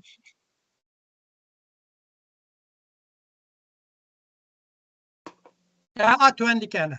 Mavi yan birisi Mavi Şinjan Funbao Çişinden Şinjan'daki 70 yıl Burançapkon degan bu kitap 70'tin 400'de Xitay mutaxassislar birleşip uzun yıl aşan yazgan nurg'un yerli objektiv yaxshi analiz qilgan kitap. Şu vaqtdagi voqealarni, ishki haqlarni Xitaylarning boshliq o'tirlariga suhbatlar bunun to'liq ilingan, bundan qilmish. Ma o'ng tarafdagi ili tarihi materiallardı mı Gulcunun şu vaqtlarda yildi. Hazır bolsa bunlardan yıkın kelmeydi Xitay. Naydi to'g'ri yazgan bu kitapni yazgan vaqtlarda mı yuqorqi sayfidan Maynur Qasımның kitaplardan nurg'un materiallarni ilib ishlatgan, lekin nayt yaxshi analizlar bor şu vaqtdagi Uyg'urlar. Uningdan keyin mavo rasm yettiga kelgan.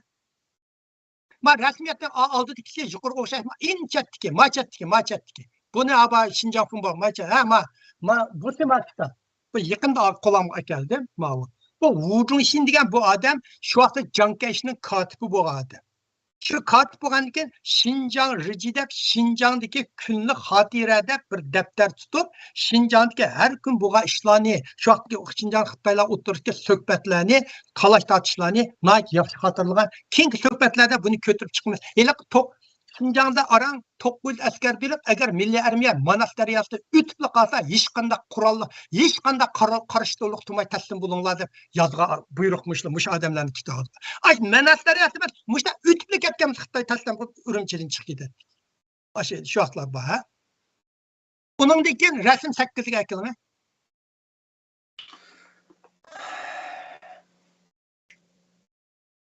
Tepadga.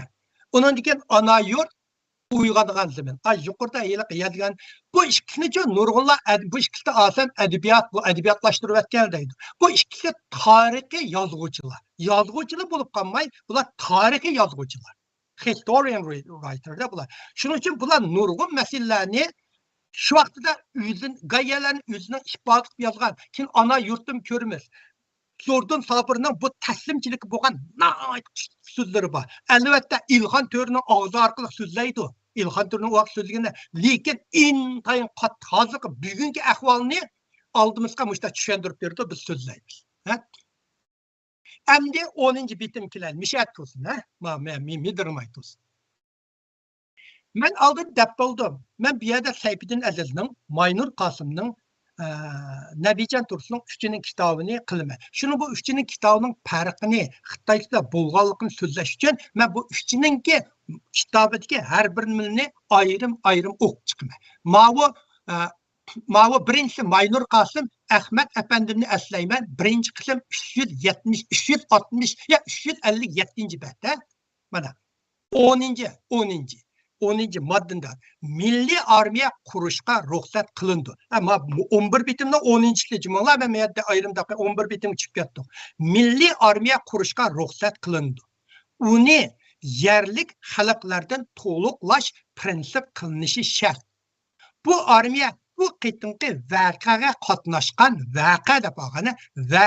qatnashgan armiya tarafdan davlat armiyasining tuzilishiga asoslanib Devlet armiyanın tüzülüşüge Xitay buluştu. Tüzülüşüge asaslanıp tüzüp özgertip teşkil kılındı. Bu armiyanın adem sani ve turar cayi ayrı muzakere kılıp qo'shimcha hüccetinin ikincisi kılıp imzalangan dinkin içke ige buludu. Bu armiya məşiq buyruqlarda Uyghur, Kazak tıl yazıqlarını kullanışı prensip kılındı. Bu armiyadaki her tercihlik ofisirlar burunki mensipini saqlab qilish usuli bilan muddat bo'yicha ofisirlar maktabiga avatilib, ofisirlik bilimini to'liqlaydi.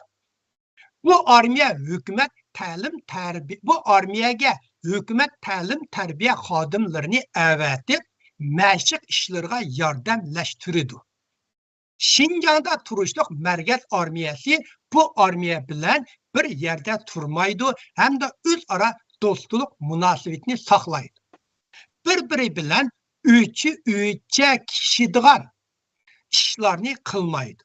O'cha kishadigan degan gapga shu vaqt shunda yozildi ekanda, qolganlari haqida qo'shimcha hujjatning ikkinchisiga qaralsin. Mana Maynur Qasımning kitobi. Rasm 10ga keladi.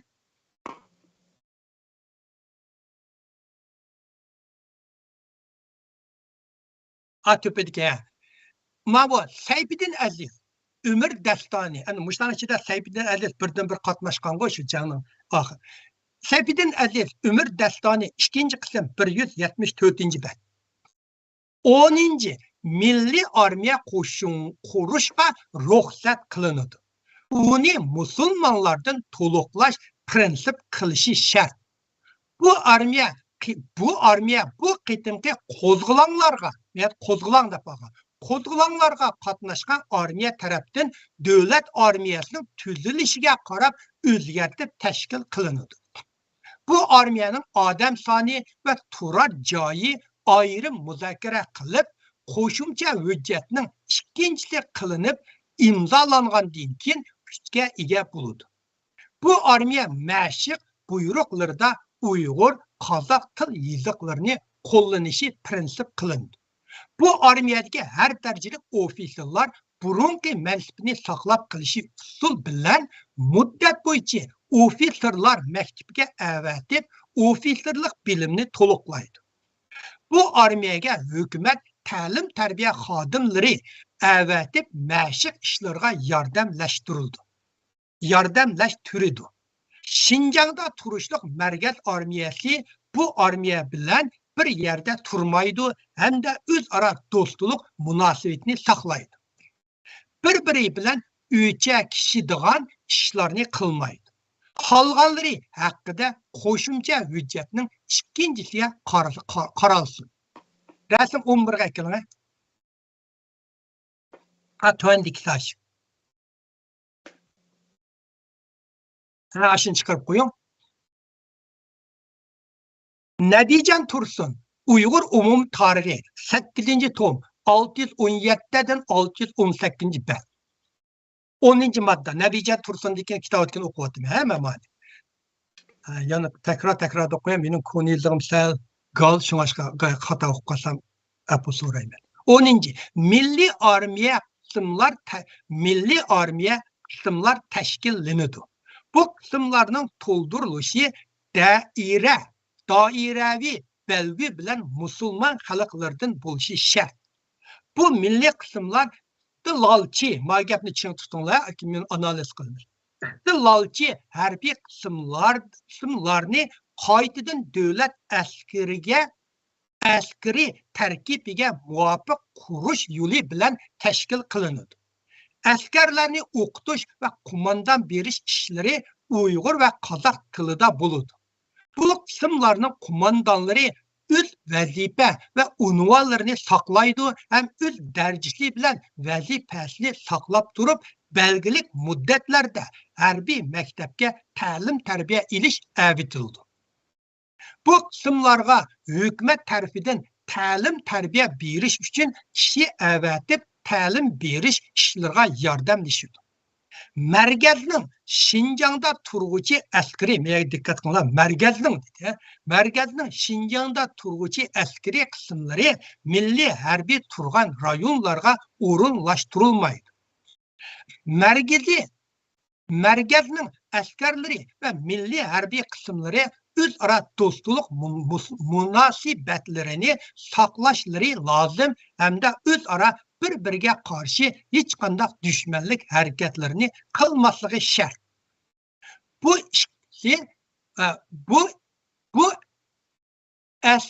askeri kısımlarının sani, miqdori, to'g'riliq turadigan o'rinlari haqida ayrim muzokara qilib, ayrim qo'shimcha tuzilib, imzo qilgandan keyin kuchga ega bo'ladi. Qolg'ini qo'shimchaning ikkinchisida ko'rsatildi. Men rasm 12'si Xitoycha. Men buni o'qib jumdim. Xitoycha men selishtirdim. Rasm 12'ga kelgan, mana ko'rib o'tkazsin. Rasm 12'ga.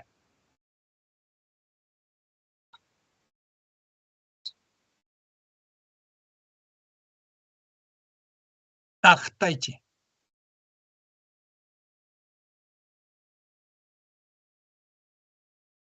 Ya bu okey. Resim 12. En aşağı. Mana resimchi Xitoyninki 10'inchisi, Tövende analiz kılmış. Ben bunu okup cümledim Xitayçını bir yerde cümleler. Xitayçıda meyli kandak materyalını alsanlar bu bitim 10-ci o'xşaş cün peşçiklerden tatip. Peşçiklerden. 11. bitiminin 10. maddesi Nebican Tursun, Seyfidin Əzizi ve Maynur Qasım kitaplarında Xitayçıga məzmun asası o'xşab ketidi. Bir yerde lekin asli nusxasida biraz aldamçılık var. Nebican Tursun'un kitabında azırak o'xşamaslık var. Bununla tövende düşünce berimiz. Endi biz 11 bitiminin 10. maddesini cümle analiz kılaylı. Resim 13 ekleme.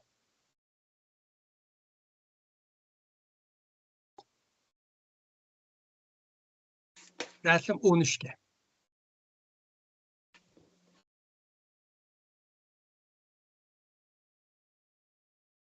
Aşağı doğru aşağı. Ma resim 13'te ma var. Nebican Tursun cümle ay yukarıdaki maddeni toluk okupadım. Ben her bir cümleni kis ilip okutmaya ama Nebican Tursun'un bir şey milli armiya kısımlar teşkilindi. Bu kısımların tolduruluşu dairevi belgi bilen Müslüman halklardan buluşu şart. Seyfidin Aziz milli armiya kuruşka ruhsat kılındı. Onu Müslümanlardan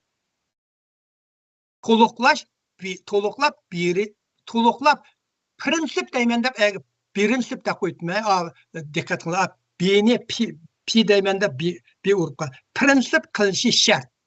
Maynur Qasım milli armiya kuruş ruhsat kılındı. O yerlik halklardan toluklaş prensip kılışı şart. Xitayçıda Müslümanlar dep ağana. Endi mesela ben analizini başlayayım. Nebican Tursun kitabı da işletken Uygurca asli nusxasida küz buyançılık var.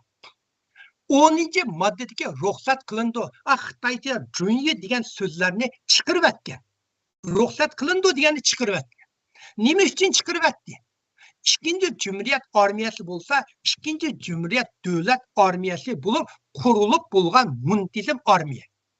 Bu armiyani kuruşka nima üçün Xitaydan ruhsat alıdı? Xitaydan milli armiyanın kuruluşuga qaytadan ruhsat ilindi degan söz milli armiyani inkar kılgan bulmandı. Xitayning milli armiyani banditlar deb qara choplığını qabul kılgan bulmandı.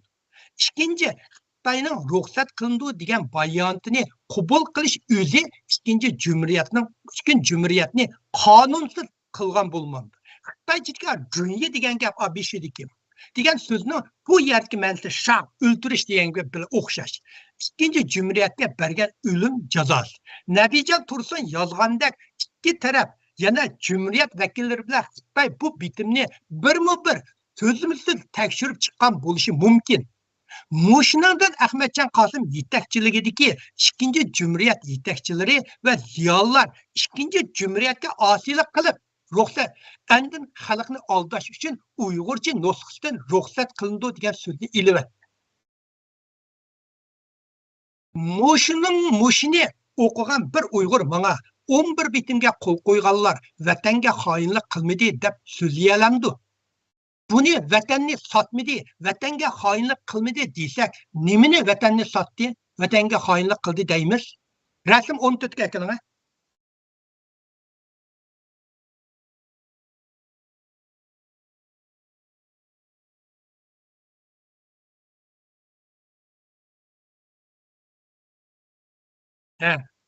Rasm 14. Bu ikinci cümleni ayılavatım. Sualınla bu ahir hemen sorularına cevap verin. İkinci, Maynur Qasım'ın kitabı da işte. Bu armiya bu qitimqi vaqada qatnaşqan armiya tarafdan devlet armiyasının tüzülüşüge asaslanıp tüzüp özgertip teşkil kılındı. Seyfidin Aziz'in kitabı da bu armiya bu qitimqi qo'zg'alanga deb qo'zg'alanga qatnaşqan armiya tarafdan devlet armiyasının tüzülüşüge qarab özgertip teşkil kılındı. Nebican Tursun'un kitabı da bu milli kısımlar ixtilalçı deb algan. ixtilol degan gapninkini oldin qitim suhbatda to'liq tushundim, lug'atga so'zlarni elib turib.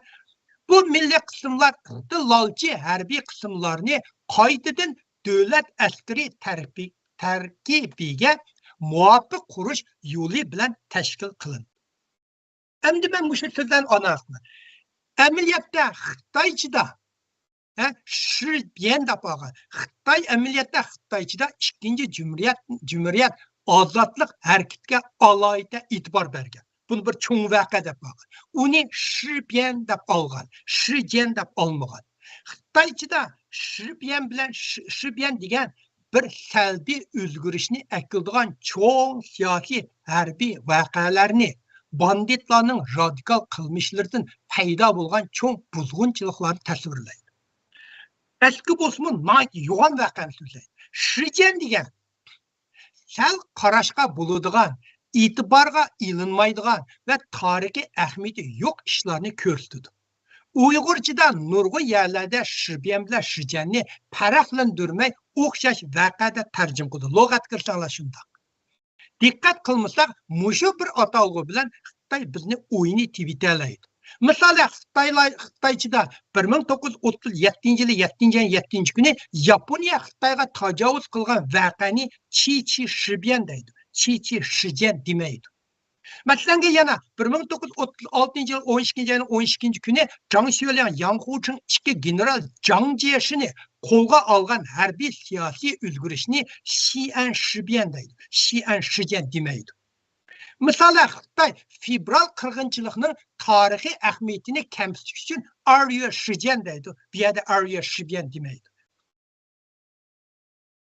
Ve bunda Shijian deyish uchun fevral voqeaning tarixiy ahamiyatini kamsitish yo'qotish uchun bunda deb oldi. Nurg'un Uyg'urlar bilib yoki bilmay fevral voqeasi deb xato atalg'u ishlatdi. Bunga diqqat qilish. Bu bevosita Xitoycha Shijian degandan tarjima qilgan. Uyg'urlar cho'qim fevral qirg'inchiligi deb ishlatish kerak. Maynur Qosimning kitobida ikkinchi jumuriyatni suslashtirish uchun voqea deb olgan. Buni tushunishli. Chunki bu kitob avval Xitoycha yozilib, andin Uyg'urchaga tarjima qilingan. Milliy armiyani voqeaga qatnashgan armiya deyish orqali milliy armiyaning salohiyatini bir kichik to'planchilarga aylantirgan. Sayfiddin Azizning umr dastonida qo'zg'olonga qatnashgan armiya deb olgan. Xitoycha qo'zg'olon degan so'zni ishlatishga yo'l qo'yishning sababi Xitoy bu Nimishqa sayfida qo'zg'olon degan gapni ishlatishga sababi Xitoychada qo'zg'olon degan so'zning manlaq ikki qo'sh ma'nosi bor. Birinchi, aksiyatchi hukmronlikqa qarshi o'tkazilgan qurolli harakatni ko'rsatadi. Masalan, Bruniylikqa Mao Zedong Jankayshiga qarshi harakatni o'sha qo'zg'olon deydi. İkincisi bir guruhning qisman qurolli kuchlari yoki armiyasi o'z tavalligidagi guruhlarga osiylik qilib qarshi kuchga taslim bo'lgan ahvolni ko'rsatdi. Ahmadjon Qosim yetakchilikka rahbar va ziyolilar Xitoylarning ko'z qarashida ikkinchi jumuriyatning mustaqilligiga osiylik qilgan bo'lg'achqa ular ikkinchi butun xalqni bular bir qism u butun xalqning yiqimga osilligi Xitoy qaytilishga ma'qul bo'lg'achqa qo'zg'olon degan so'zni yuqoridagi ikkinchi ma'nosiga uyg'un keldi. Shuning uchun Xitoy qo'zg'olon degan so'zni Sayfiddin Azizning kitobida ishlatishga yo'l qo'ygan. Yuqorida Maynur Qosim bilan Sayfiddin Azizning kitobi butunlay Xitoy nazoratida yozilgan desak, Nabijon Tursun kitobida qo'llangan 11 bitimning asli nusxasi Ahmadjon Qosim yetakchiligidagi rahbarlar va ziyolilarning qalamidan yozilib chiqqan. 11 bitimning 10-moddasida Uyg'urchada ixtilolchi harbiy qismlar deb olgan. Bu ifodaning kamchiligi ixtilolchi degan bir davlatning fuqarolari shu davlatning siyosiy, ijtimoiy va iqtisodiy qurilmasini o'zgartirishni maqsad qilgan qurolli harakat. Misolan, Xitoyda Gumsandan Gomindan'ı ağdırıp taşıdı. Bu şu devletinin içindeki bir türkün puhralar, yeni bir puhralarını ağdırgan hareket. Mesela Rusya'da burun inqilabi, Rusya Leninlar Çaru padişahını ağdırıp taşıdı. Umu şu devletlerinin puhrası bir özünün devletindeki bir hakimiyetini ağdırgan hareket. Fransa inqilabı şu. Bu tacavuzçini kovlap çıkarıp öz devletini mustaqillikni asliga keltirishni maqsad qilgan qurolli harakat bilan mohiyatlik farq. Şu ixtilolchilar degan bu davlat ichidagi ziddiyatni hal qiladigan harakat. Mana ixtilol rasm 15 ga kelinglar. Rasm 15 ga.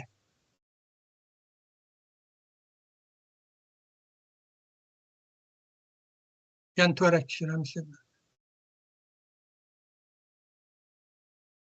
Lug'at tilga Uyg'urchaga. Ha, ana. Mana ixtilolchi, mana lug'atniki. Yo'q, lug'at bor qo'limda aka-guzga aytmoqlar. Lug'atniki ma'nosi ixtilolchi degan mana bular buzilish, zidlashish, ixtilol topmoq, buzilmoq, zidlashmak, rahmlanmak, shikastlanmak. O gapni tushundim. Zahmlanmak, shikastlanmak deydi. Zahmlan shikastlanmakni tushunib ketmadim. Shikastlanmak buna rahatsız, dili azar olarak. Rahatsız bo'lganda.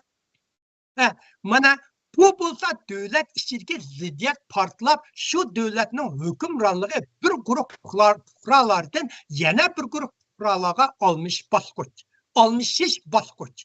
Masalan, Rossiyada Şavro padişahı Lenin o'tdi, Gomindan Gongsan o'sha. O'tganga o'xshash. Bu şu devlet o'zidan yetishib chiqqan ziddiyatlarni va qo'zg'olonlarga qatnashgan askarlarning masalasini şu devletning yangi sistemasida o'zgartirib hal bo'ladi. Mesela Çarusya askerleri Sovet İttifakı'nın askeri özgerdi. Gomindan'ın askeri Gongsan'ın askeri özgerdi. İran padişah devrik askerleri Çin hazırki İran askerleri özgerdi. Tacavuzçıga karşı hareket bulsa yat devletler senin devletini işgal kılgandan keyin barlıkka kelgen ziddiyetini hal kılış için ilip bargan kurallık hareket ve bu ziddiyet tacavuzçini bütünle kovulap çıkarış arkalı hal buludu. Bu ziddiyetini hal kılış için tacavuzçılarının askerini yoktudu, ya ki kovulap çıkardı, ya ki öz devletine yandır vididu. Mesela meyala nur uruş bolsa kolga ilinganlar bir-birisiga askarlarni yandırığı şuna o'xshaydi. Bu 11 bitimden hiçbirisi de milli armiyani Cumhuriyet armiyasi deb ololmagan. Bunun arkada 10. madda milli armiyanın 2. Cumhuriyetning muntizam armiyasi degan mohiyatlik xususiyatini ve rolini ilip tashlab, uni Xitoy rayonidagi banditlar qo'shiniga aylantirib qo'ygan. 11 bitimning 10. maddasida ixtilolchi harbiy qismlar deyish orqali 2. Cumhuriyetning mustaqil harakatini Xitoyning ichki ziddiyatiga aylantirgan. Bu cümle kendiki qaytadan davlat askeri tarkibi muvafiq qurish yo'li bilan tashkil qilindi degan cümle yezish uchun yoshurma tayyorligi. Mana Xitoylarda Beozli Pianfa deydigan bir gap bor. Burun Xitoylardagi fahişe ayollar ömrü to'y qilmaydi, o'lib ketganda ama qabrisining to'piga pakizme hayatım bir erge tegmeganda pakiz degan bir xatni yozib qo'ydi ekan. Shuning uchun Xitoylarda ashunday barliq askilikni qilib, eng oxir o'zini nihoyat yaxshi ko'rsatgan bir ahvolni Beozli Pianfa deb yozib qo'ydi. Shuning o'xshash ma'la bütün satqınlıqni setib, məyədə Uyğurlara bunda addi gaplar tushiradi. Bunu analiz qilgandan keyin bu maddadagi ixtilolchi harbiy qismlarni qaytadan davlat askeri tarkibiga muvofiq qurish yo'li bilan tashkil qilindi degan gapning ma'nosini endi hozirgi bizning yaplaq tilda men aytib beray, mundaq degan gap. Bizning 40 ming muntizam armiyamiz Xitoy tajovuzligiga qarshi emas, faqat zulmga qarshi turgan. Bizden 40 ming muntizam armiyamiz endi 900 Xitoyning armiyasiga taslim bo'lib, Xitoy armiyasiga o'zgartirilib, Cumhuriyetni Xitoyning mustabidchiligiga o'tkazib berildi. Mana bu cümlenin Uyg'urcha ma'nosi mana tushunasizlar. Mana bu bolsa bu cümlenin asli manası. Muşunu okugan bir Uygur mana. Ha muşun bir Uygur mana. 11 bitimge kol koyganlar vatanga hayırlı kılmadı dep söyleyelemdi. Bunu vatanını satmadı, vatanga hayırlı kılmadı deyse, nimini vatanını sattı, nimini vatan hayırlı kıldı deyimiz. Resim 16'ga ekleme. Resim 16 geldi. Resim 16.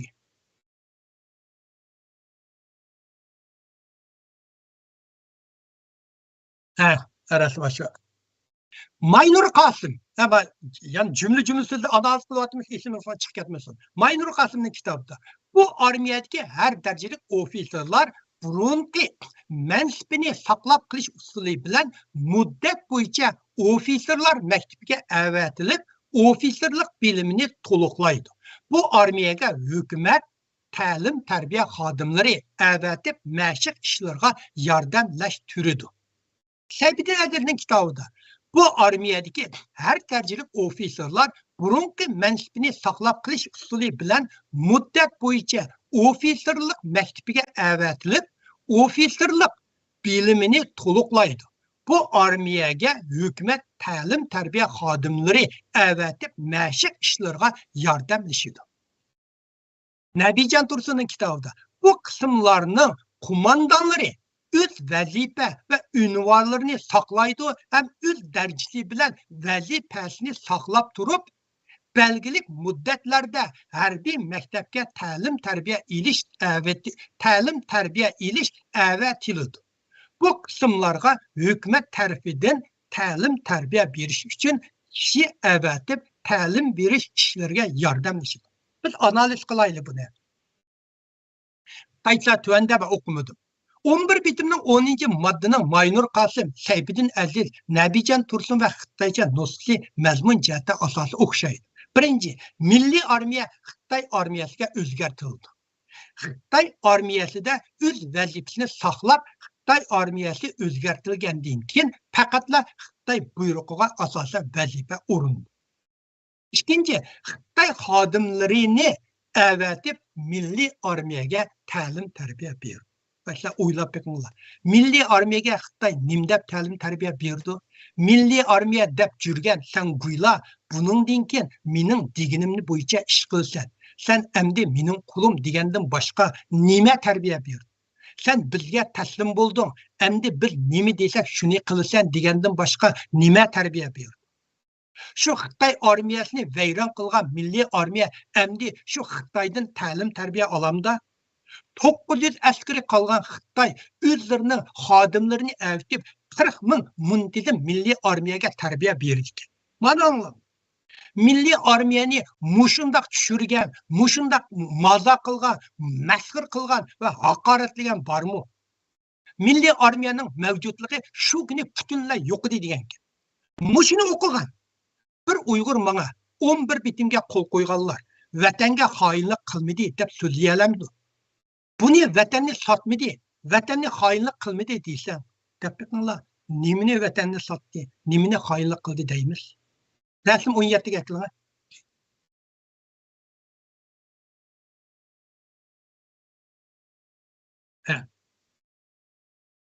Maynur Kasım, bularimiz 10. maddede ilayotgan cümleler.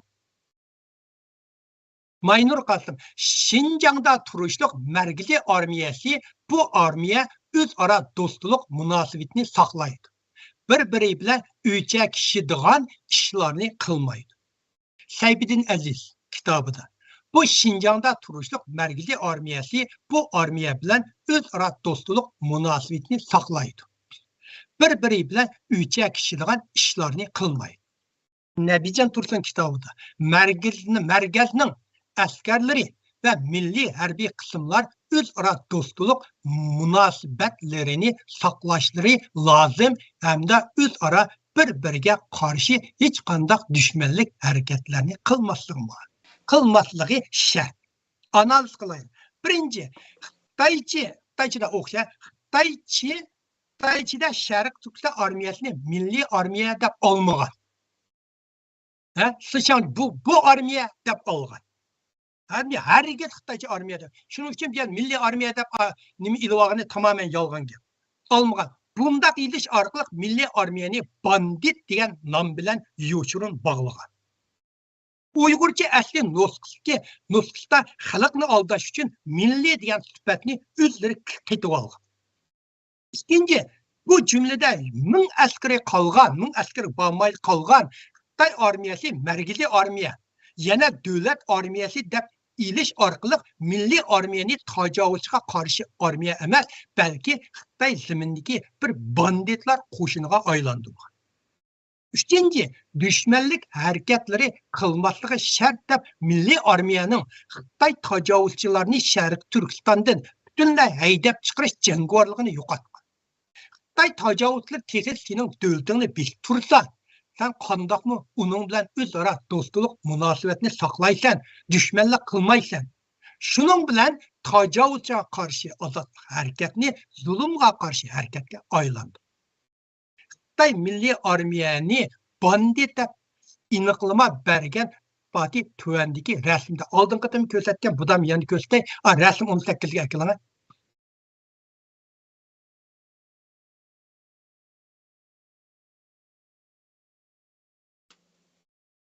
Mana rasm qaranglar. Men sijab qo'ydim. Qizil sijabdiki Shafiy Jambo deydi. Şinjan'da manda manimcha turibdi menda.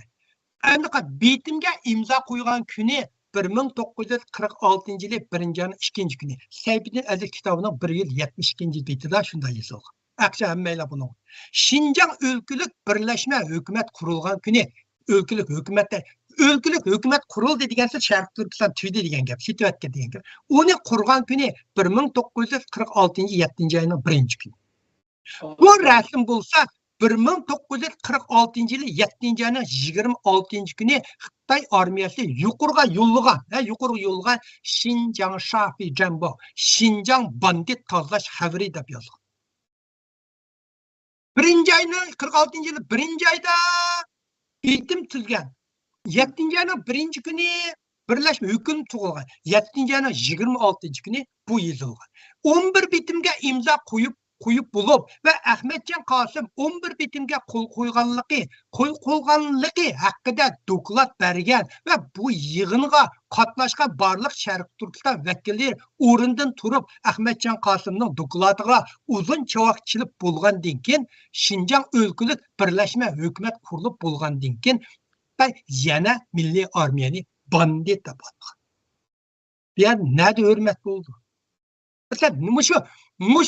Mush 11 bitimni oqlaydiganlar bir yiliqi haqiqatan Uyg'urlarning psixologiyasi ajoyib buzilib ketgan. Yaqinda bir o'qib qoldim va birsinikida qo'yishdi. Keyin nimdab iltdi sayli qoldim.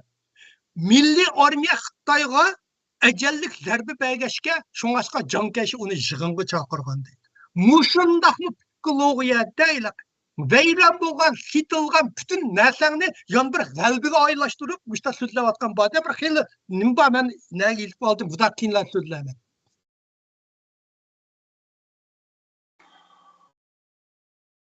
Mana Nabijon Tursunning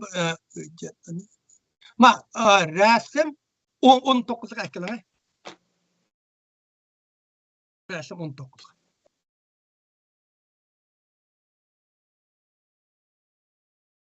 Konilchi Nabijon Tursunning kitobidan ilg'an.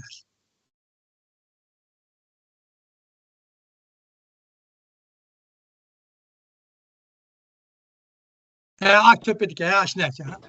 Mana men o'qidim.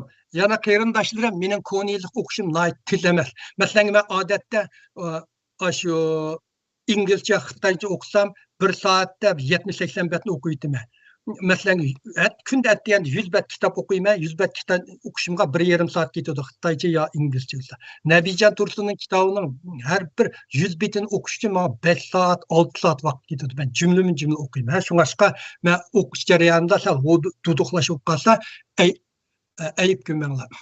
Men Nabijon Tursunning kitobini o'qidim. 11 moddalik bitim hujjatlari Uyg'urcha va Xitoycha nusxasi ayni vaqtda Ahmedjon Qosimi, Raimjon Sobir Hoji bilan Xitoy taraf vakillari orasida birma-bir so'zma-so'z tang tekshirilib bekitilgan bo'lib, bitim hargizmi oldi bilan Xitoy tilida tayyorlanib, keyin Uyg'ur tiliga tarjima qilingan emas. Balki ikki taraf bir-biriga sungan talab va takliflari, masalan, Xitoy taraf o'ttirga qo'ygan loyiha va takliflar oldi bilan Xitoy tilida tayyorlanib, Uyg'ur tiliga tarjima qilinib, Sharqiy Turkiston taraf tayyorlagan loyiha va talab fikrlar oldi bilan Uyg'ur tilida tayyorlanib, Xitoy tiliga tarjima qilib, Xitoy tarafga berilgan. Ammo bu loyihalardagi mazmunlar va bitim moddalari ikki taraf vakillari orasida suhbat ustida birma-bir o'qilib, muzokara qilingan. Bu jarayonda tarjimonlarning vositasidan foydalanib, ular tarjimonlarning vasitasi orqali kelishim moddalarini so'zma-so'z, jumla muzokara qilish, talash tortish hatto soat davomlashgandan sirt ikki taraf orasida uchrashish soni ko'p bo'lgan edi. Demak, 11 moddaning bitim moddalari ikki tarafning tang bekitishdan o'tgandan keyin rasmiy Uyg'urcha va Xitoycha yozilib, ikki tilidan nusxa ikki tildagi nusxa birma-bir qayta selishtirish orqali oxirgi nusxalarini bekitilgan ham imzo chiroyli qo'l yozma shaklda ko'chirilib, imzo qo'yishga hozirlangan.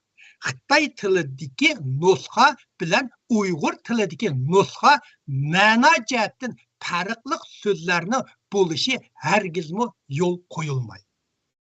Bu tamamen yolg'on gap. Men o'qib chiqdim. Nima degan cho'ng farqi bor? Bu ikkisini. Agar Nabijon Tursun yozganda 11 bitim so'zma-so'z birma-bir muzokara qilingan, Sobir Hoji bilan Xitoy taraf vakillari orasida birma-bir so'zma-so'z tang tekshirgan bo'lgan bo'lsa, nima uchun bu ikkisining o'rtasida farqi shunchalar cho'ng? Hammanglar o'ylashib beqinglar. Buni Xudoyim bo'lsa, keyingi qismlarda texmi cho'nqirlab o'timiz buni. Buningda Nabijon Tursunni men nayt hurmatlayman. 30 yil hayotini sarf qilib, mosha 20 ming xatdan jiq ketgan 15 qismi bordi deydi. Kitobni yozgan nayt cho'ng ish bu. Men hurmatlayman. Lekin ma fikrlarga men qo'shilmayman. Shuning uchun Nabijon Tursunning kitobini o'qiganda nayt tanqidiy bilan o'qinglar. Uningki Nabijon Tursunni bizning sirtlarda Nabijon Tursunning kitobini tahrirlagadek bir tarixchi texi bağımı yo'q uqmayman. Shuning uchun uning kitoblari texi tahrirlanmagan. O'zi yozgan biti o'zi tahrirlab chiqqan biti. Shuning uchun Nabijon Tursunning kitobini o'qiganda nay diqqat bilan o'qinglar. Men bu qismninki oxirgi so'zini ikkinchi jumriyatning halok bo'lganligini Zo'rdin Sobir oxirgi so'z davlatda fikr olishmoqda. İkinci Cumhuriyet'nin halak bulganlığını Zo'rdin Sobir ana yurtning 3. qismining 1752'den 1753 bitida adabiyatlaştırıp mandaq yazgan. Aşağı qo'yib qo'ying. Yozgan. Endi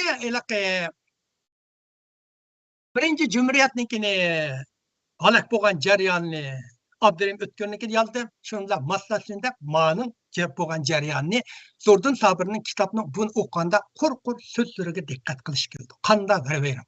Mana o'qidim men. Nuri tik cho'qqiga Nuri shu vaqtda ashaqqa banditlarni qo'g'laymiz deb avatgan batalyonni boshladi. Nuri tik cho'qqiga yamshib chiqib, durbun bilan sharqqa qaradi.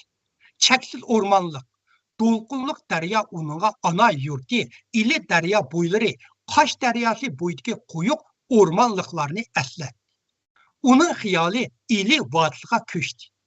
Qo'rsig'i pumpaygan zaytunaning ayoli, qo'rsig'i pumpaygan zaytunlarning chiroyli kulkisi, Hamidning ko'zlari ziyovudun.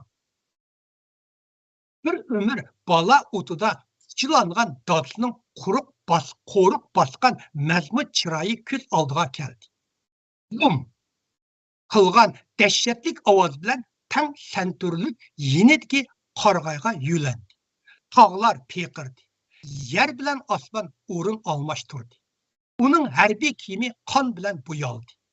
O'rmonlar cho'rgilidi. Yer zamin qondek qizardi. U ingrashqimi ojizlik qildi. Uning ko'ziga büyük daraxtli qoptallar ko'rinibdi. O darhol ili daryosi bo'yidagi yesi, dodsi va yurdoshlari Manas daryosi bo'yida o'rmon bog'ida kunlari mashq, o'rganish va artist bo'lib drama o'ynash bilan xo'shal o'tkazayotgan inisi Barani suyumlik ayoli G'ulja güzeli Zeytunlarning yeşil o'rmonlardan hayajonlanib aytgan liriklik so'zlari aslidi. Bu aslimlar uning hayoti bilan chin bog'langan. Buningdan keyin doim takrorlanadigan go'zal xotira batlari. Hayot mana mushunda batlarning jug'lanmasi. U pat yaqinda bu xotirlarning egilari bilan billa bo'ladi. Ular birlikda qoqoqlab kulishib hayotning lazzatini surishidi. Go'yo mangulik g'amsiz g'albilarda maqsadlik g'oliblarda maqsadlariga yetishgan fidoyilarda oshiq mashqlar murada maqsadlariga yetishganda u gum qilgan ikkinchi o'q bilan yerdan qonqib ko'tarildi-da, tuvanga bujg'ib eqiyotgan qiron daryosiga qarab tushdi. İli osmondagi bir yo'riq yulduz vaqtsiz ko'chdi. Qalbi orzu armon bilan to'lgan bir yigit Nuri Ziyovuddin noma'lum tarafdan kelgan 2 pay o'q bilan 26 yoshida al-yurt ota tuprog'i bilan mangulik vijdolashdi. Uningdan rivoyatga aylangan ajoyib hikoyalar bilan bir o'g'il dunyoga ko'z ochqusi. Yana bir farzandi xalqqa yodgor bo'lib qoldi. Mushunda dadasining mazmun chiroyi, o'g'ilning nimishi, o'zining itilishi, mushu yo'qishi, mushu davlatninki eng oxirgi valaq bo'lgan kunini ajoyib bir adabiyotlashtirib yozgan. 2 pay o'q otdi deydi. Bu 2 pay o'qning kimi? Bu 2 pay o'qni birini Jangjudong otdi, birini Ahmadjon Qosim otdi. Shuning bilan bu o'lib tugadi. Mening so'zim mishada bugungi so'zim Nuqashda qolganlarini bu 11 bitimni 11 endi ben bunun da 11 bitim mag'lubiy har bir 11 bitimni analiz qilganda hamma Uyg'urlarga bo'layotgan masalanga sotqinlik, mag'lubiyatga odalish har xil narsalarni turga ariyapman. Men o'zim yumshoq detal yozgandiki shunda ariyman, shu yil ketib borman. Budoq vaqtlarda Uyg'urlarga xoinliklar to'g'riliq so'zlaymiz, har to'g'riliq narsalarni so'zlaymiz. Shuningdek bugungi misha so'zim mushunlar meni so'zlaydigan so'zim tugdi. Va kafini ichib olay, savolinglar bo'lsa javob beringlar, bo'lmasa oyoqlashtirsak bo'ladi. YouTube'da bir qancha yaxshi savollar yo'llabdi. Mening biraz universal savolim bor. Birinchidan siz bu shu fidoyilar ekrani maqsad g'oyasini eng yaxshi tushungan taqdimkorlarning birisi. Shunlashqa qilayotgan programmalarni bizga qilib bermay, o'zingizga qilayotganligingizni o'zingiz ham his qilayotgan, ham ajr qilayotgan, hem sevir qilayotganlarning biri. Onun layık meyvesini inşallah görüyorsunuz deb o'ylaymiz. Bugün görmüyorsunuz, inşallah kelgusida ko'rasiz bizning ishimiz. Endi siz har xil temalarni tutdingiz-ku. Har temada bir yana o'yab tashlab qo'yib, yana bir yerga mablag' solib qo'yganda ko'p taraflama yozish, izdinish, qizish bilan bo'lib ketdingiz. Yani 11 bitime alakadar asli ana temisi Uyg'urlar kimga qarshi zulmgami yoki tajovuzgami degan mushu mazmunni cho'radigan asosdagi 3-chi qism bo'ldi. Endi mushu kasbingiz yumshoq detal injenerliginingki yumshoq detallar ishidagi mana yo'chuqni tepish yoki qusurni izlash shaklida bo'lganligi sizning bu Uyg'ur buzg'unchilik qilish, yozgan narsa buzish. Buzish yoki buzilib keladigan yerni izlab tepishda hisobda. Onun acizlik noktasını izlep tepiş arkalı onu rahmetlagan gap, rahmetlagan deken o takım puftu oldu. İşletkiçi insanlar onu hatırcam işletti. Satkışılığımın o boz kazandı. Maaş yerden kildi. Ama Uygur dünyasında hem de sizge hazır hak veradigan hiç kim yok. Biz hazır kadar sizge hak verip bakmadık, hak mı almadık. Mine hakkım üzerindeki bana yitip işip getirdi. Ben hak versem buldu anlayın. Bizim şundak. Hiç kimge inşallah acitimiz yok. Elhamdülillah. Hem de sizden soracağımız şu. Bu kesbimizdeki kusur tepiş maharetinizde o bugünkü dünya software'lar dünyasında onun bir meydan ba, şarait ba, onun bir xerida ba. Ama Uygurlar dünyasındaki bu xil geçmişine, tarixdeki ve hazırki bulup atkan meselelerdeki bu kusurunu tepişte siz nemi girişsiz? Bu hakla bu kusurunu tepbergeller sizge çalma kesek atıdığan mazay maşayihlarga qoğdaş olup ulağalıqdek aqidiçilik qılıp turup azab berdigan ve hazır real iş qılıp atqanlar da sen qıla emsede bir doq qıldigan her cihetten sizge talap tapıtanıdan başka işim yok. Muşundaq avalasında siz bu temalarni, bu operatsiyalarni nemi maqsad qılatsız? Aldan qıtım bir sordum, yan bir soğum geldi. Hem de Uygurlar qaran her qanda işte siz bir meselenin bir tengini qarsanız tenginin iki tarafı buldu. Üç ölçemli qaraş gerek. Biz hemimiz bir tarafıyla qarab geldik. Bunda meselelerini oturup koyuşqa haman bir devri gerek. Her qandaq millet, başka milletlerde Amerikalıların tarixini qarsanız, tarix degende bularning özününki, Avrupa yarçılık özlerininki hatalığını acayip açıdı. Matematika öğrengendi mi her bir nazariye aşınınga karşı bir misal tapa alamsa deydi. Bu bizim ideyamız. Şu bir millet biz hazırlığı çıkardıkta bu maqtaşlı var. Bunun acizliğini yokşun koymaydı. Ben en bana hayran kaldığım O'rta Asiyada, Qozog'iston, Qirg'iziston, O'zbekistonda nurg'un şu Cumhuriyet davridagi şu dada atanları ya özleri Cumhuriyet qatnaşqanlar qirib ketgan ya atanları şu Cumhuriyet davrida muhim xizmat ishlaganlar bor. Atanları muhim xizmat. Şularmı imkanı şu davrini bir bütün devlet veyran bo'lib ketsa, onundan yanı bulanın ağzından gap anlasam ben xuddi bir hamiyeti boş g'alaba qozongan jangchilardek naqsh etib yurganini anglayman da. Ben naqsh yo'q. Men Nabijan Tursun'un 7-8 qismini o'qidim. Bu ishni o'qisam mı shunchalar bo'lib ketganda bunun bir xoin yo'q. Bütün bir cumhuriyet qanday vayron bo'lib ketdi. Xoin yo'q buningda. Bu qanday bo'lib ketdi bu kitobni. Shuning uchun hamon bir odam buningga bu qattiq keldi. Menga til pullarimni qilib, mushu men tillab Amerika degan barg'ini bo'lmaydigan yer bor. Borsang seni undaq qilmasa so'zlab qolganlar shundancha. Bir odam bor esim chiqib ketdi. Mushu to'rlar so'zlaydi, yaxshi ko'rmay, yaxshi so'zlaydi.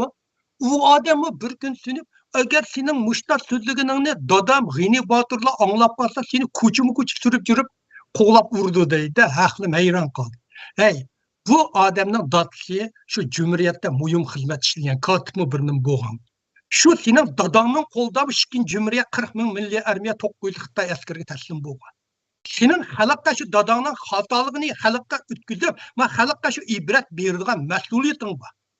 Uni qilmay, texi buni ilaqi vaqtin men meni ma'ni so'zlash boshlamagan 11 bitimda. Chimon, boshqa bir misollarning ichida ancha so'zlab o'tgan. Bu meni qo'g'lab yurib urdi ekanda, buni haqlim hayron qoldi-da.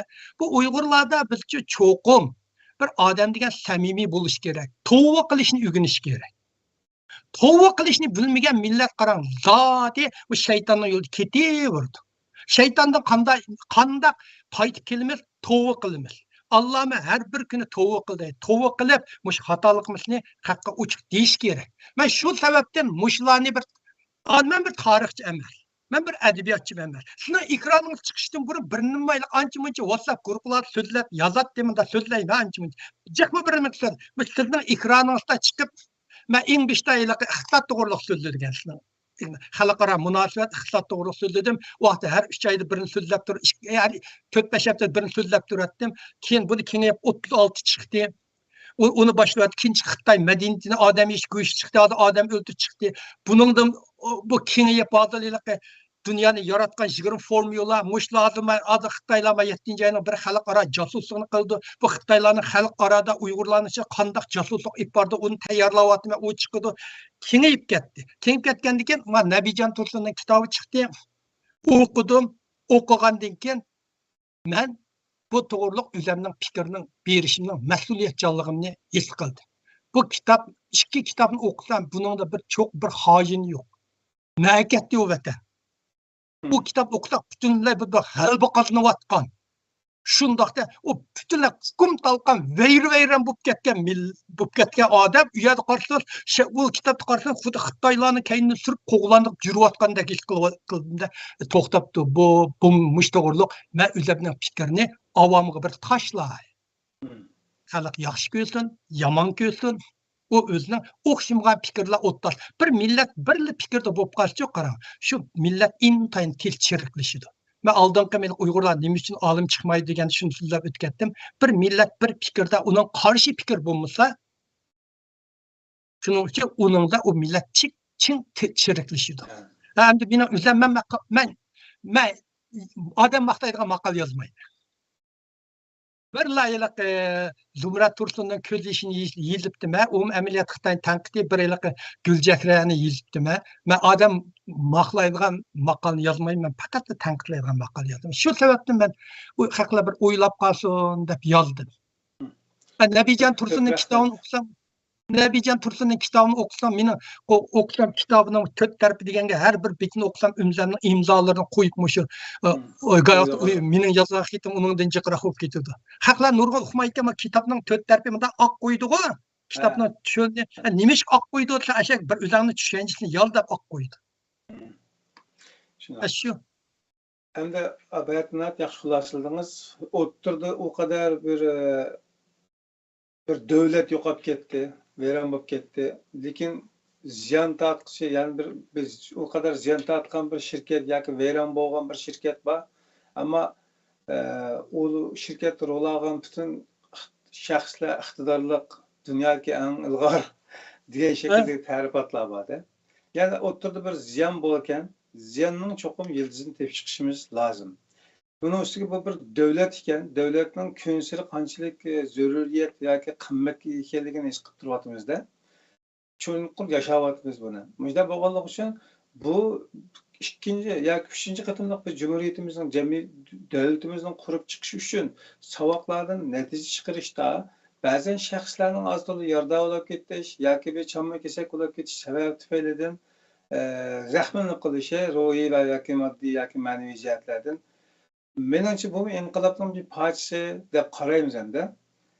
Ajda bo'lganligi uchun asli maqsadi davlat bo'lganligi uchun ham ular shu davlat yo'lida o'pirganlar bo'lganligi uchun keçmişdeki vakaliklarga qayta qarab chiqish jarayonlarida bu kelgusidagi avlodlarga manfaatli shaklda samimiyat bilan, jur'at bilan, jasorat bilan o'tirib qo'yishi, shaxslarning izzat hurmatini oyayman deb haqiqatni yoshirish va yoki uning burunini ketishiga yo'l ochib qo'yishdan ko'p yaxshi deb qaraymanmi? Shu ajda qaraganligim uchun sizning shu izlanishlaringizga sukut bilan xizmatingiz bo'lib kelyapmiz endi.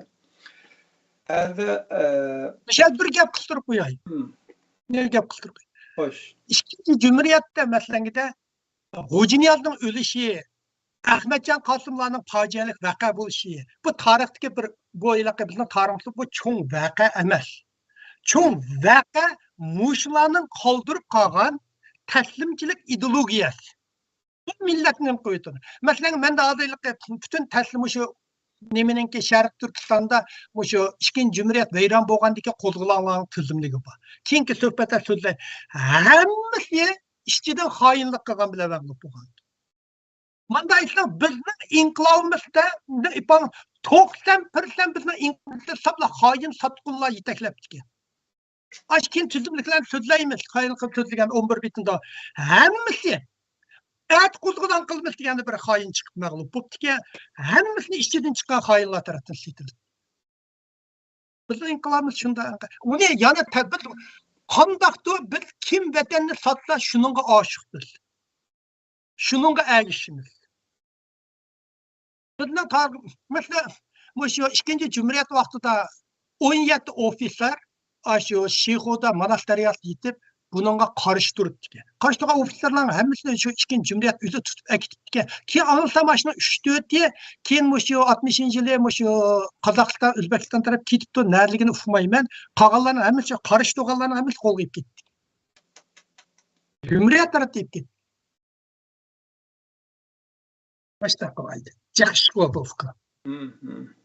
Elbette geçmişine mənbəsi bizim vətən qurulğan bolsa, əgər biz müstəqil dövlətimiz bolğan bolsa, təxmin səmimilik bilan yoki təxmin ijobiy şəkildə özümüzə mənfəətləşdirib turib, yezib chiqish, qizib chiqish imkonligimiz bo'lishi kerak edi.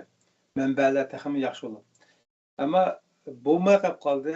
Biz jon elechilikli qolganligimiz tufaylidan bizning manfaatimizga uyg'un shaklda tarix yozilmadi-da. Boshqa tarixlar albatta o'zining manfaatini asos qilgan bo'lganligi uchun manbalarning burmunlishi va ulardan foydalanish, kuzatish nuqtasi o'xshamaydi. Bular bo'lganligi uchun o'xshash farqlardan o'xshamagan natijalar va farqli tushunchalar, xotiralar maydonga kelib qoladi.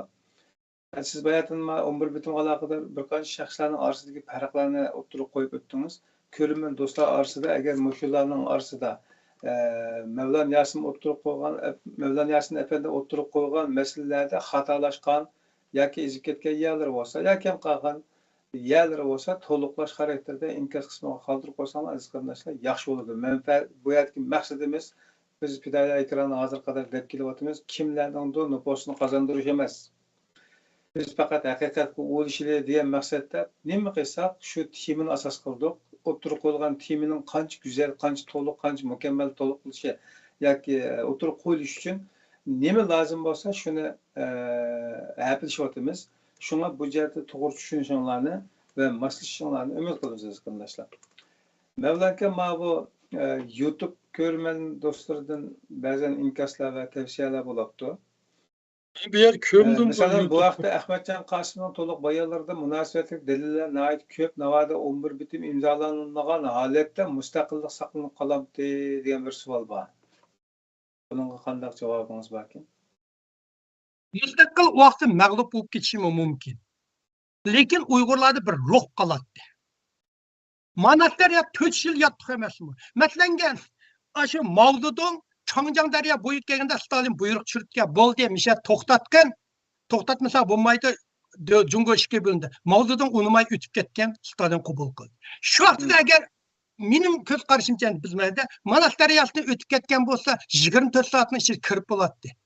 Xitoy taslim bo'lib bo'ladi. U vaqtda bir jumhuriyat qurilib bo'lgandan keyin nima qiladi? 45-yil qurib bo'ladi. Gongsandan bilan Gomindan so'qishyapti. U yoqda hech kimni bu yoqqa qaraydigan ko'zi yo'q. Qurilib bo'lgan bo'lsa nima bo'ladi? Qurilib bo'ladi. Sovet uni nima qiladi? Askarga bostirmoqdi cho'qim uni. Vaqt Gomindan bilan Gongsandan chiqsa, Gongsandan Mao Zedong teka bular Xinjiang Yingay Duli, Xinjiang Duli bo'lsa bo'ldi degan. Mao Zedongning 20 bayonini o'qisanglar.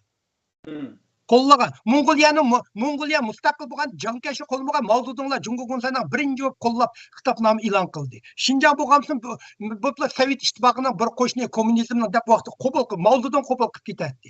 Shu vaqtda 45dan 49, 55 yil yotdi emasmi shahada. Kirgan bo'lsa, menimcha shu vaqt kirib ketgan bo'lsa, Sharq Turkiston mustaqil bo'lib ketadi. Aqchan Sovetning bir jumhuriyati bo'lib ketadi. Savr ketishi maylidi. Xitoyning vaqti nima bo'lsa, Xitoyning bir jumhuriyati u bo'lsa, Rusning odami u Uyg'urlarni yeb ketadigan undaq aholisi yo'q. Onun için Nayt Aslan'daki Ruslar kilerken xuddi Özbekistan, Qozog'iston, Qirg'izistondek Xitoydan qutulib chiqib ketadi. Nim bo'lsa Xitoydan qutulib chiqib ketadi. Shuning uchun mening ko'z qarashimda kirgan bo'lsa mustaqil bo'lib ketadi. Mustaqil bo'lib uning ya o Sovet unimsa Sovetning qismi nimaga qitilib ketadi. Vaqti 4 yil chiqdi, jon aman chiqdi. Vaqtida Gomindan ojizlash uchun Rossiyaning ittifoqi Mongoliyani nima Gongsandan agar shu vaqtida Sharq Turkiston Xinjiang Duli degan gapni chiqqansa, Xitoy Gongsandanmi uni qo'lladi. Hozirgi ijodlar qaraganda. Tarixiy isbotlar shuni isbotladiki, shunday so'zlar bizga shilliq reallik kun sari ta'sis kechib qarab ketyapmiz.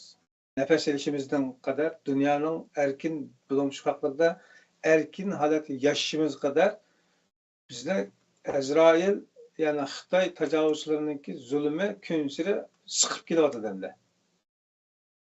Ya bundan körülüş oldu ki zaten fırsat ay burun köp çoğun yak imkan burun nait köp iken 50 milyon artık bizim erkekler dediğin gap askeri bad degan gap Ikkinchi dunyo urush vaziyatida o odatli bir kuch emas edi. Safarbarlik qilsangiz, u vaqtlarda yo'q qarang.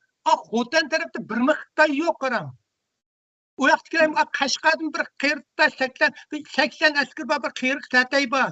O shimoldir ma'go, Mashixo, Jing turpanlar biroz Xitoy bor. Xotan oyoqlarda Xitoy yo'q qarang, cho'rtli yo'q u yoq Xitoy. Bu xil jarayon emasmi?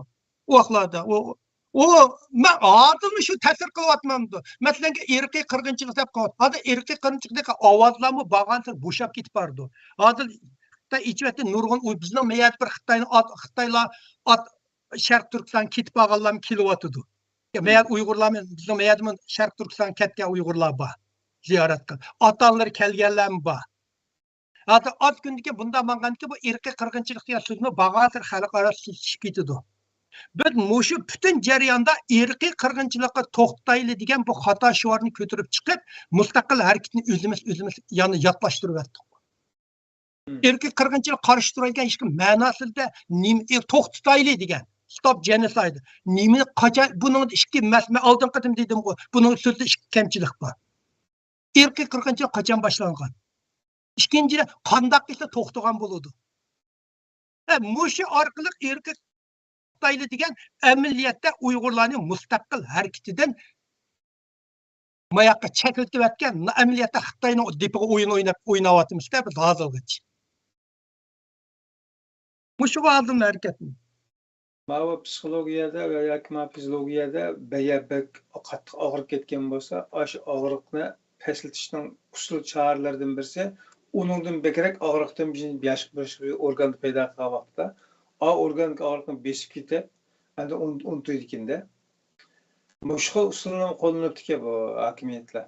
Adam aqli og'siz. Hayır, bugün undaqda müşahit bo'lsin programma oxirida qardoshimiz ko'rgan vatandoshimiz debdi, indigenous ya'ni yerli xalq salohiyati del besilingan zamin egisi deganlik bo'ladi debdi. Siz bu gap qo'shilamisiz?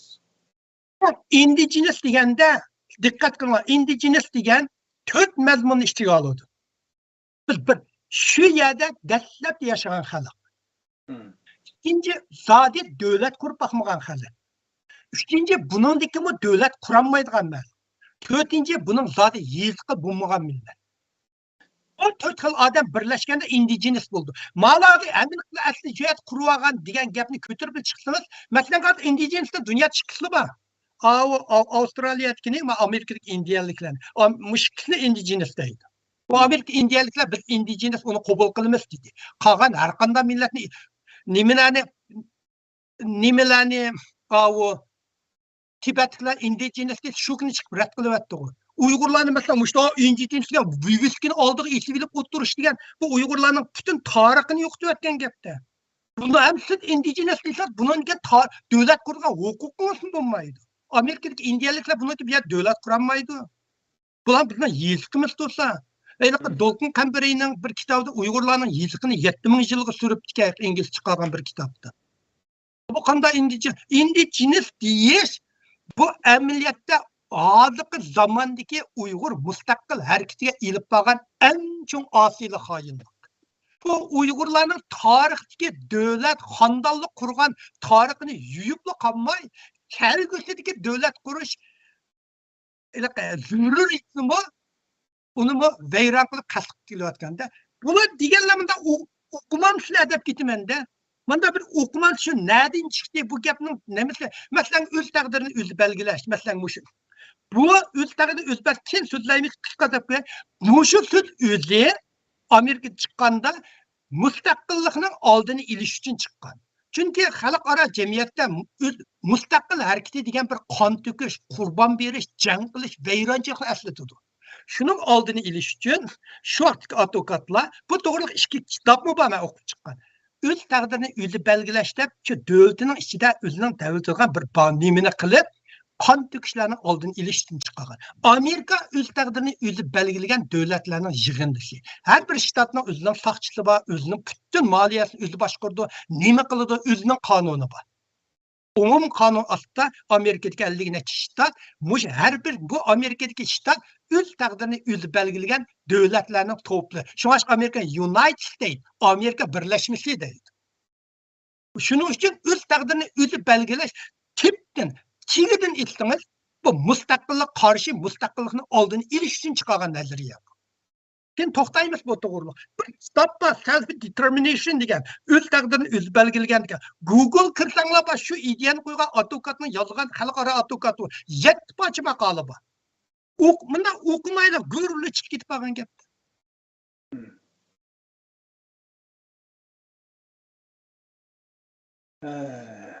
Olduqlarında sual boş cevap verem. Sual sorsak uzun kitip kaldı ya. Bugünkü oturup koyduğum meselelerle alakadar sual yok yani çünkü siz delille oturup siz bir kan dilindeki bir kan şahslarındaki kitaplardaki farklarını dediniz. Nebice Tursun Efendi'nin kitabı oturup koyulgan ruhsat kılındı diyen söz ne? İlvitilgelik yakıldı dedi sizde. Abiyetin mezmundan karşısak. Yani bunu Nebice Efendim özü kılgan mıydı ya başkalardan buldu mu bu? Yani başka paylanan menberde çıkan mesela bu. Nebican Tursun tarixti kitap onun içi kırsan şu tarixti bu hem Nebican Tursun Uygurca, Xitayca hem yedim Rusçadan paylanan nurgun kitaplar Rus tilda bu materyallar yazgan ki nait yok. Hem de şu nazlama özünün analiz kılışı o subjektif neside.